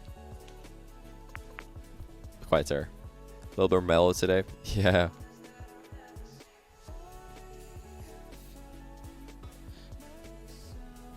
It was Weenie Genie with the 5-month prime saying that he got spoiled in the final. I'm sorry, man.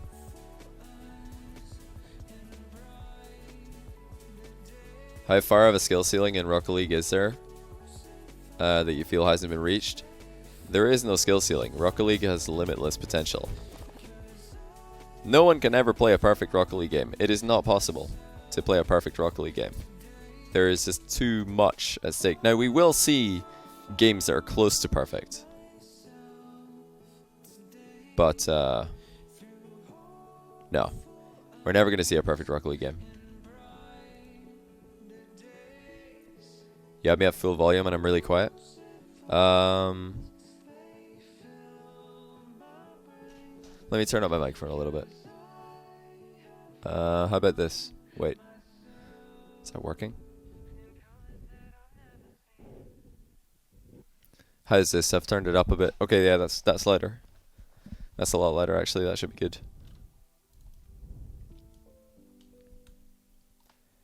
When I think Rocket League will die, I don't think it will. I think Rocket League is good to go for mainstream foreverness. Has every component it needs.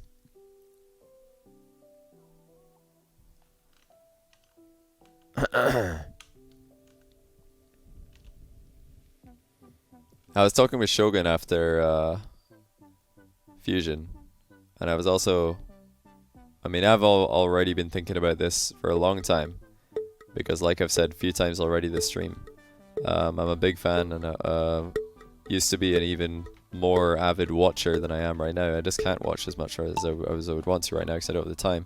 But I used to watch a lot of StarCraft 2, and one of the formats that I liked the most in StarCraft 2 were like the teams going against each other. So StarCraft 2 is a 1v1 esport, which is a lot of where my 1v1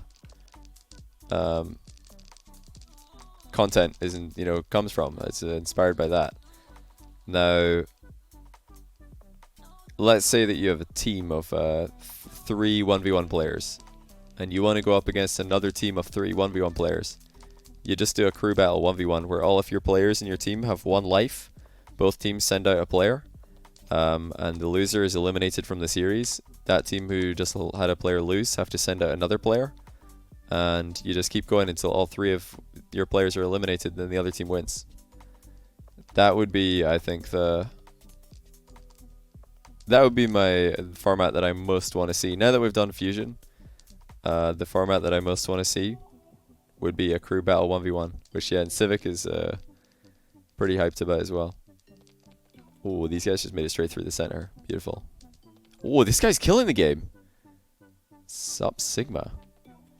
Is he gonna keep killing the game? Not so much. Now he's just getting flipped. Yeah, he's just getting thrown around. It's not what you want. Oh, is he gonna fall? Nope. Oh, he did. Okay, he fell. Might still be winning. Nope, he's not winning. He's second. That is unfortunate. Wait a minute. Wait a minute. What's this? Love the stream, Johnny. Oh, there's like Keep little sections. Whoa. This map is mental. Okay, so it's really all up in the air. Total random who's going to win here. I mean, as if it wasn't already, but... Okay, how do you progress? This is the group of players, so the winner is probably in. Okay, there we go. Somebody fell through first. It's Duff. Sup Sigma still got third. He hung on. Would you be able to limit the players a team has? Let's say Fairy, Khaled, and Alpha decided to just make a team. They'd wax. I mean, no. Why would you limit the players a team has? That's like saying, would you ever limit the players a team have in 3v3? Because if you ever had, you know, K-Dop, Fairy, Peak, and Alpha in a team, it would just be unfair. Like, nah. Who cares? Let teams be as stacked as they want to be.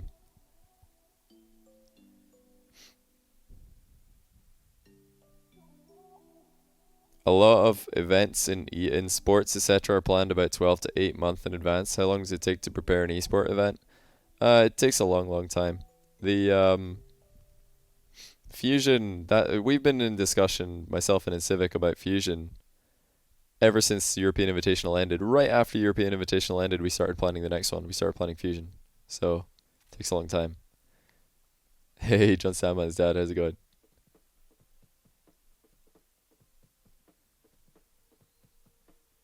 Does this make the salt mine bracket? What do you mean?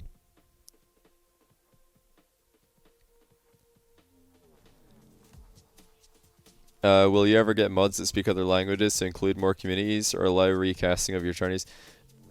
Having multiple languages in one chat forum is the stupidest idea. I don't know why people think this is a good idea. Oh yeah, let's just pile all the languages into one forum. So we've got like English one line, then French, then Arabic, and then the next language, and then the next one. Like, what? No. Chat is in English. Because I speak English. The vast majority of my viewers speak English. All my mods speak English. This is an English commentary channel. We're talking in English.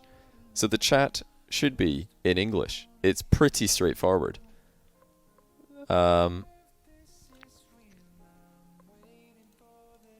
Now, as for rebroadcasts of your own tournament, there were loads of people doing viewing parties for Fusion. Loads of people. A lot of them asked for permission, and a lot of them didn't, but it doesn't really matter. I said several times on broadcast that I was perfectly okay with people doing that. I have no problem with people doing watch parties of my stream. Now, when it comes to qualifier matches... I'm only speaking for my channel. I can't tell you, hey, it's okay for you to do a viewing party of, let's say, Shogun stream. That is not okay, you know? If you want to do a viewing party on my stream, go ahead. I gave the okay for that several times on my stream. And everybody who asked, I said yes to. But that's just me. If another caster is doing qualifiers for the tournament I'm helping to organize, if they don't want people to do viewing parties of their stream, that is perfectly fine as well. And people should respect that. Yeah, Philly is true. People don't really understand. I mean, I think most people are trolling. It's pretty obvious why the chat needs to remain in English. I think some people are just trolling. Some people are just genuinely being fans and they're getting excited and typing in a foreign language, but the rules are the rules, and if you can't read the English ENG in the title, and then you type something in a foreign language and you get banned or timed out for a long time, as is likely happening, I don't see the problem there. Lesson learned should be to next time read the rules more carefully, check in the title and see if there's a language. Don't be like, oh my goodness, I just got banned out and I didn't know that I wasn't supposed to type in English. Next time read the title, bro. Some people actually think it's racist. If people genuinely think that that's racist to have an English only chat forum where the broadcaster is speaking English, can only read English, all the mods can only read English, that's just completely insane. Like people are being ridiculous. They need to grow up. The concept of one language only being present in a forum is pretty understandable and common.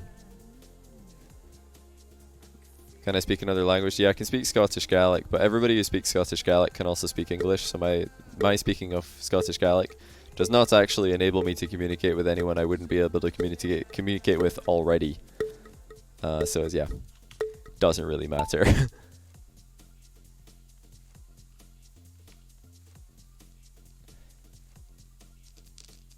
It seemed exclusionary at first. Well, yeah, like I said, there's extremely good reasons for it. The reasons I just gave.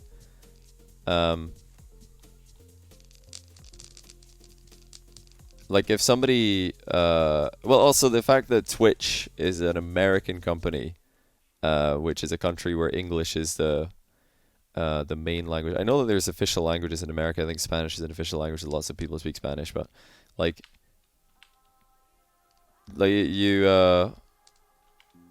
English is the language that is like the business language of the world, and it's the language that the majority of people are going to be able to communicate in to some degree. So that's the language that we have to go for. It's definitely the esports language as well. I think what's up is he is destroying here. Is that a world record? That's a world record right there, isn't it? Wasn't that a world record? I think he just smashed it by like 4 seconds.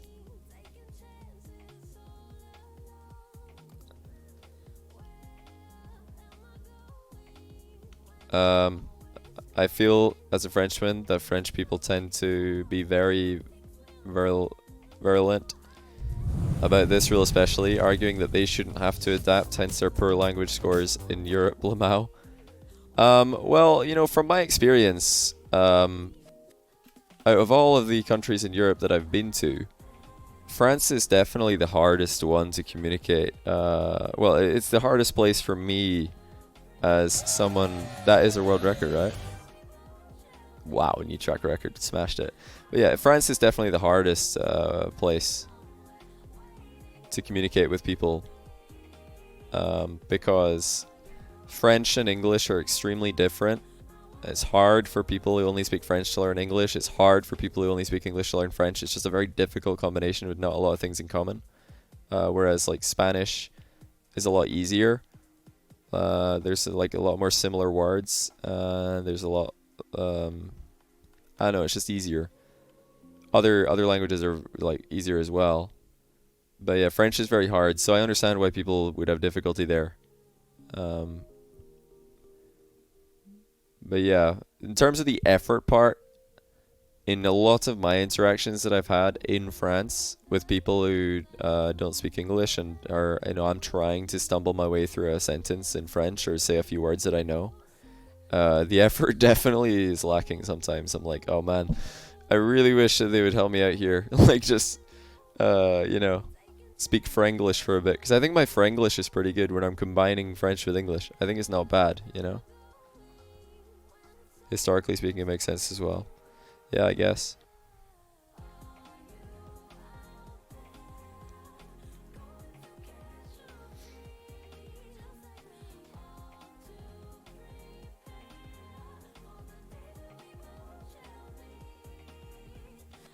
Any reason for a unique chat mode for Fusion? Copy pastas really add to Twitch experience. We just wanted to like keep the chat more easy to moderate. France wants to keep French strong. They don't have as much English programs as the rest of Western Central Europe. Maybe, I don't really know what the political or the like other reasons for doing that are. All I'm saying is I think that all the languages are they're all great, you know. You should be you know, proud of the language in the country that you're from. of course.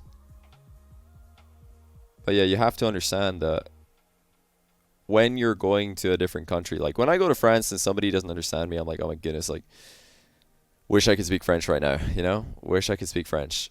But yeah, at the you know, sometimes I'll go to, like, it's just cultural, I think. Like, some people, when they hear a British accent, they're like, okay, yeah, cool, I don't understand what this person's saying. I know they're probably from the UK. Let me figure out what's going on here. They try and, like, you know, meet you in the middle somewhere. Because sometimes all you need to do is figure out, like, 2 or 3 words, and you can figure out what it is you're trying to communicate, you know? Yeah. I think it's important that everybody tries to help, you know? Just try and help each other. Like, if somebody comes up to me in Scotland and they're speaking French, I'm not gonna, like, just look at them blankly and, you know, shake my head. I'll be like, trying to figure out, okay, what is it they're asking here? If they're asking a question, I'll try and, like, you know, say a really just one very simple word that I can think of that they might know, to try and figure out what it is that they're saying, you know? That's where I'm at. I'm trying to, like, I think it's important that you try and, like, understand each other.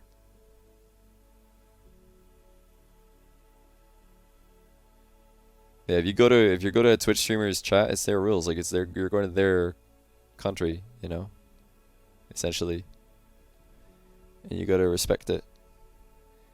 Carrot Cake, thanks for the 9-month prime, man. I really appreciate that. And Wobbler, thanks for the 33-month prime. I will try my best. French people say squirrel is funniest.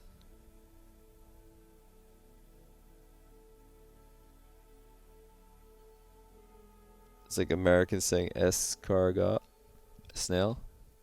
How do you actually pronounce it? Like, if you wrote it out phonetically, how would you pronounce that in French?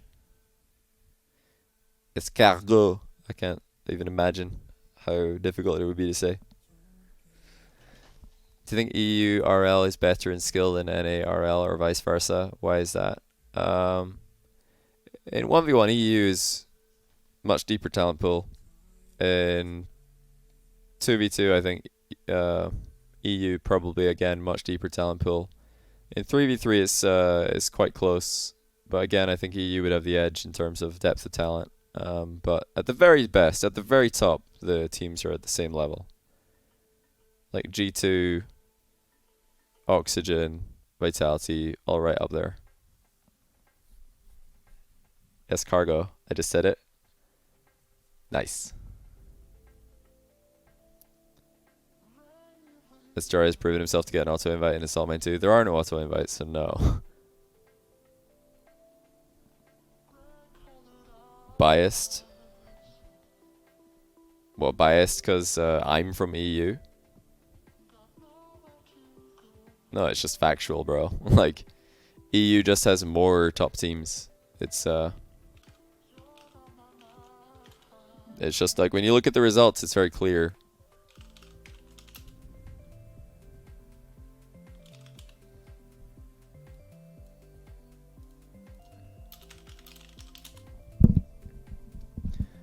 I think there's like a Wikipedia like rating for Rocket League teams. Yeah, so we've got G2 at the top. I would agree. I think G2 are probably the best team right now. Vitality, then Dignitas. I think Dignitas are actually not the third best team right now with their loss of Astral, but on ELO they are.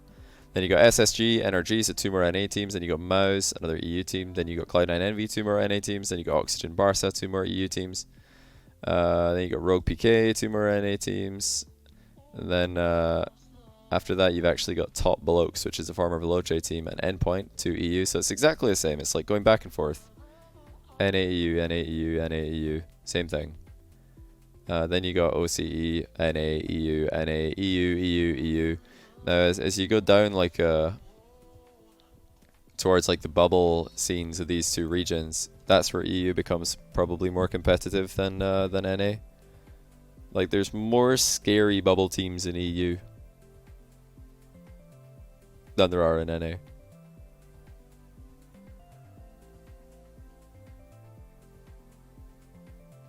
You like my songs? It's just like a chill monster. This is Monster Cat. because I've bought the license to Monster Cat songs, so I could use them for the intros to Fusion. So I just went to Monster Cat and searched chill, chill out genre, and hit like shuffle. So here we are.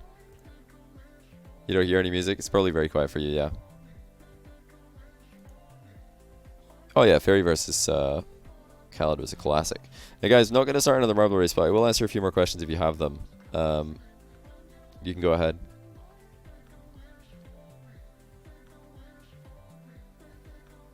When NRG, G2 and C9 were all top, NA was near EU, but AU blows NA out of the water, and then you're from NA.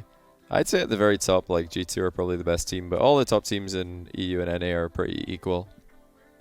Like the best team in NA versus the best team in EU has been very close for like the past several seasons. It's only when you go down to like the 20th best team in EU versus the 20th best team in NA that you're probably seeing a lot of disparity. What's my thoughts on SRG losing in Fusion? So 3v3, it was pretty clear that SRG they just struggled to close out the series. They got to, you know, triple match point and they went to overtime twice in a row and they just couldn't get it done. And then yeah, after that crazy goal by Jorias in game 6, Dignitas had all the momentum and they were able to close it out. But yeah, that was kind of an expected result for me because SRG's defense looked so shaky. It looked really bad in the qualifier, so I expected Dignitas to win there. I did think it would be easier for Dignitas than it was. I didn't think it was going to go to game 7. But that just shows you how good SRG's offense is. Like SRG in attack are absolutely world class. Their defense is just it's fallen off since the European Invitational. Like in my opinion, in SRG they just rush into similar positions too much. They don't give each other enough space in defense. You'll see somebody like on the ball, like let's say Khaled is on the ball in the back corner, and then like Senzo or Ahmad will just dive in and try and take the ball away instead of just letting the other player do his thing. Now in 2v2, the 2v2 EU bracket was always going to be a bit crazy because seeding was pretty impossible. I think that if we're just looking purely at results, that I do believe that I seeded the teams perfectly for EU.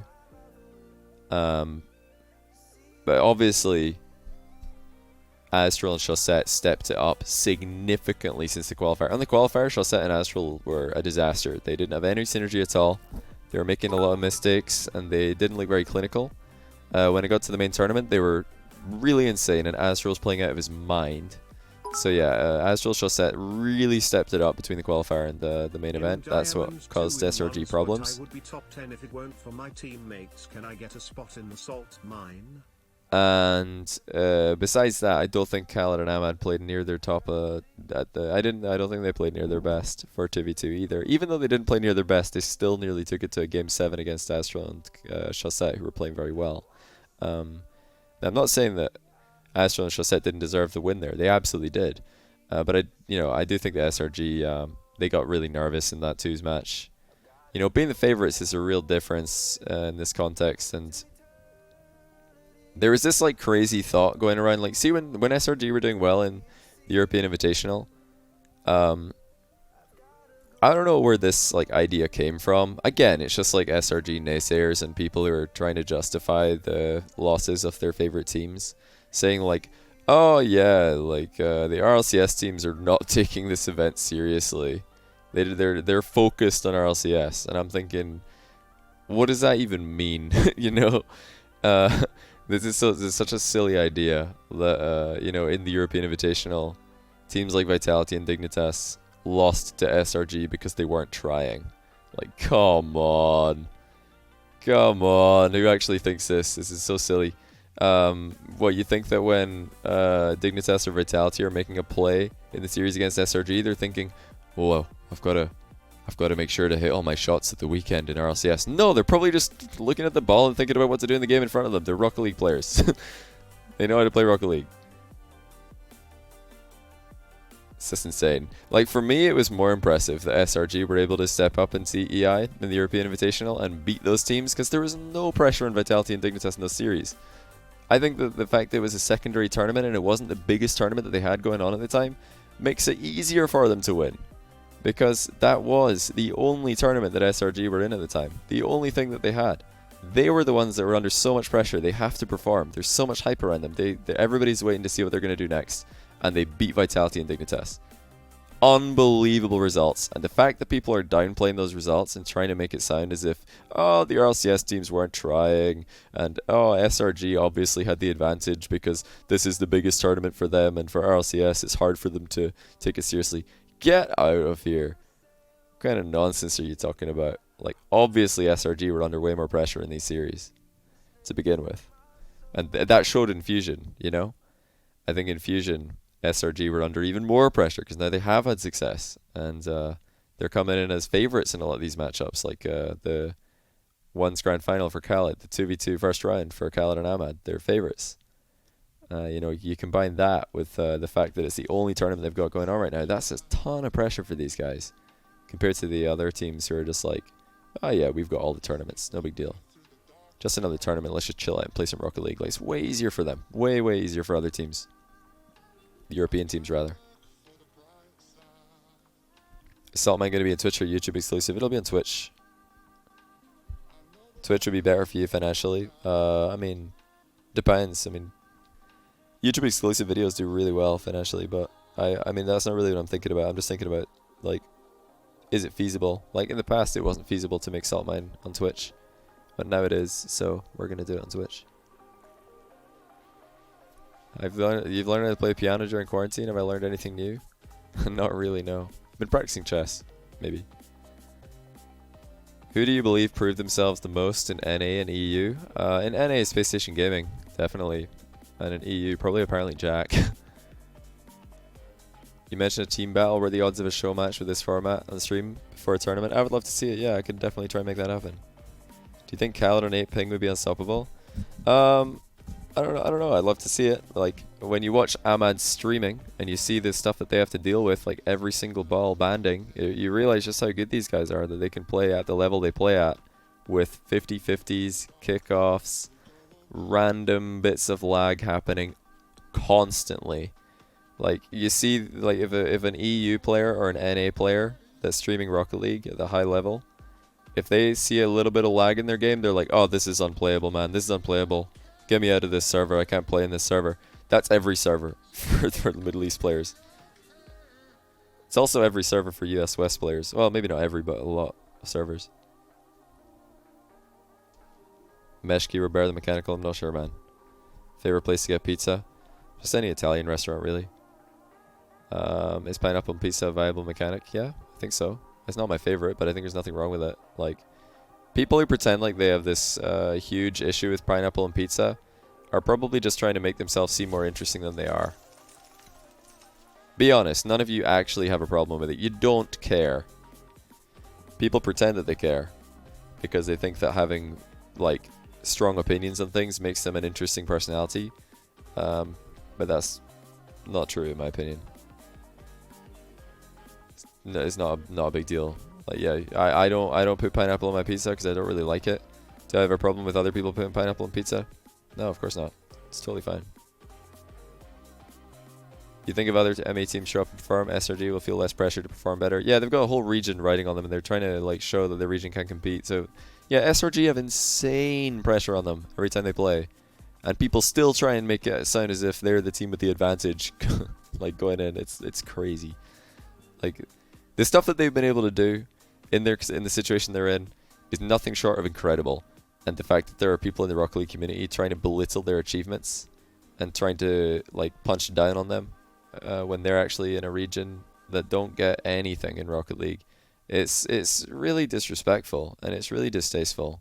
I don't like to see it. And it's always the same people as well.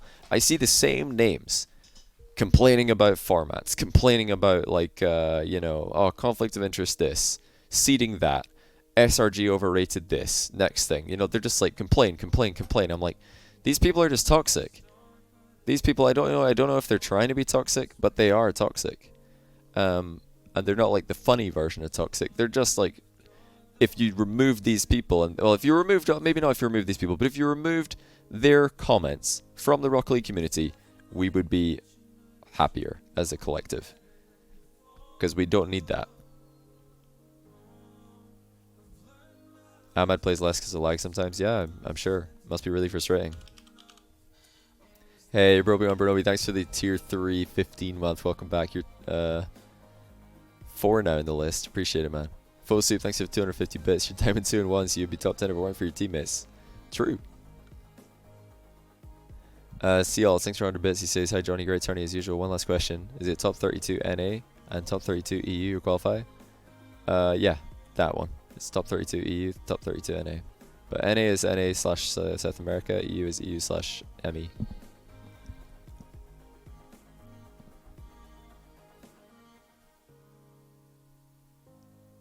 You forgot to renew during Fusion? Hey, no worries, man. Thanks for renewing now. Wow, we're only 175 sub points off our record. We might actually get it. Do we have like any big days coming up where I'm going to lose a lot of sub points? Let me check. I've got to look at my dashboard. Okay, the 12th of May, we did get 101 subscribers on the 12th of May. So we've got... Ooh, I don't know about that. We've got 2 days to get 107. Nah, it's not happening. Never mind. Although after that, we only got 8 subs on the 13th. We got 14 subs the next day. Then 33. Then 63. It's possible. It's possible, you know. It's possible that we break our sub record. Hey, Jemba RL, thanks for the 50-month tier 1, man. You're welcome. See y'all, thanks for the tier 1 brand new. Thanks for being you and stuff.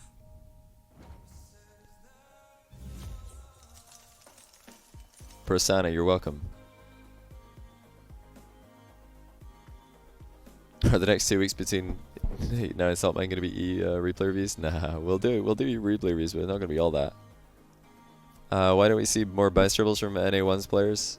It isn't as easy to execute as you'd think. It takes a lot of practice to do it as well as Khaled does. But I think the reason we don't see it much is just because people are used to ball carrying, and because a lot of the best players in 1v1 ranked in NA prefer to ball carry, and people kind of copy what they lose to. They're like, oh man, I keep losing to this, I better try that. Now, if people played against Khaled more, if North American players got to play against Khaled more often, I'm sure they wouldn't be ball carrying as much. They would probably be bounce dribbling, because they'd be like, holy cow, these bounce dribbles are unreal, I need to try that. How feasible is it for new top level ones players to emerge? Very feasible. Khaled vs Jack show match, maybe one day. Can we see the marble results? So yeah, sorry, I've just left this up, haven't I? For 10 years. Here you go, Marshmallow with a win. Do you think they could get more casters for LCS? Well, do I think they could? Yeah, they could, but do I think they should? I don't know. Haven't really thought about it.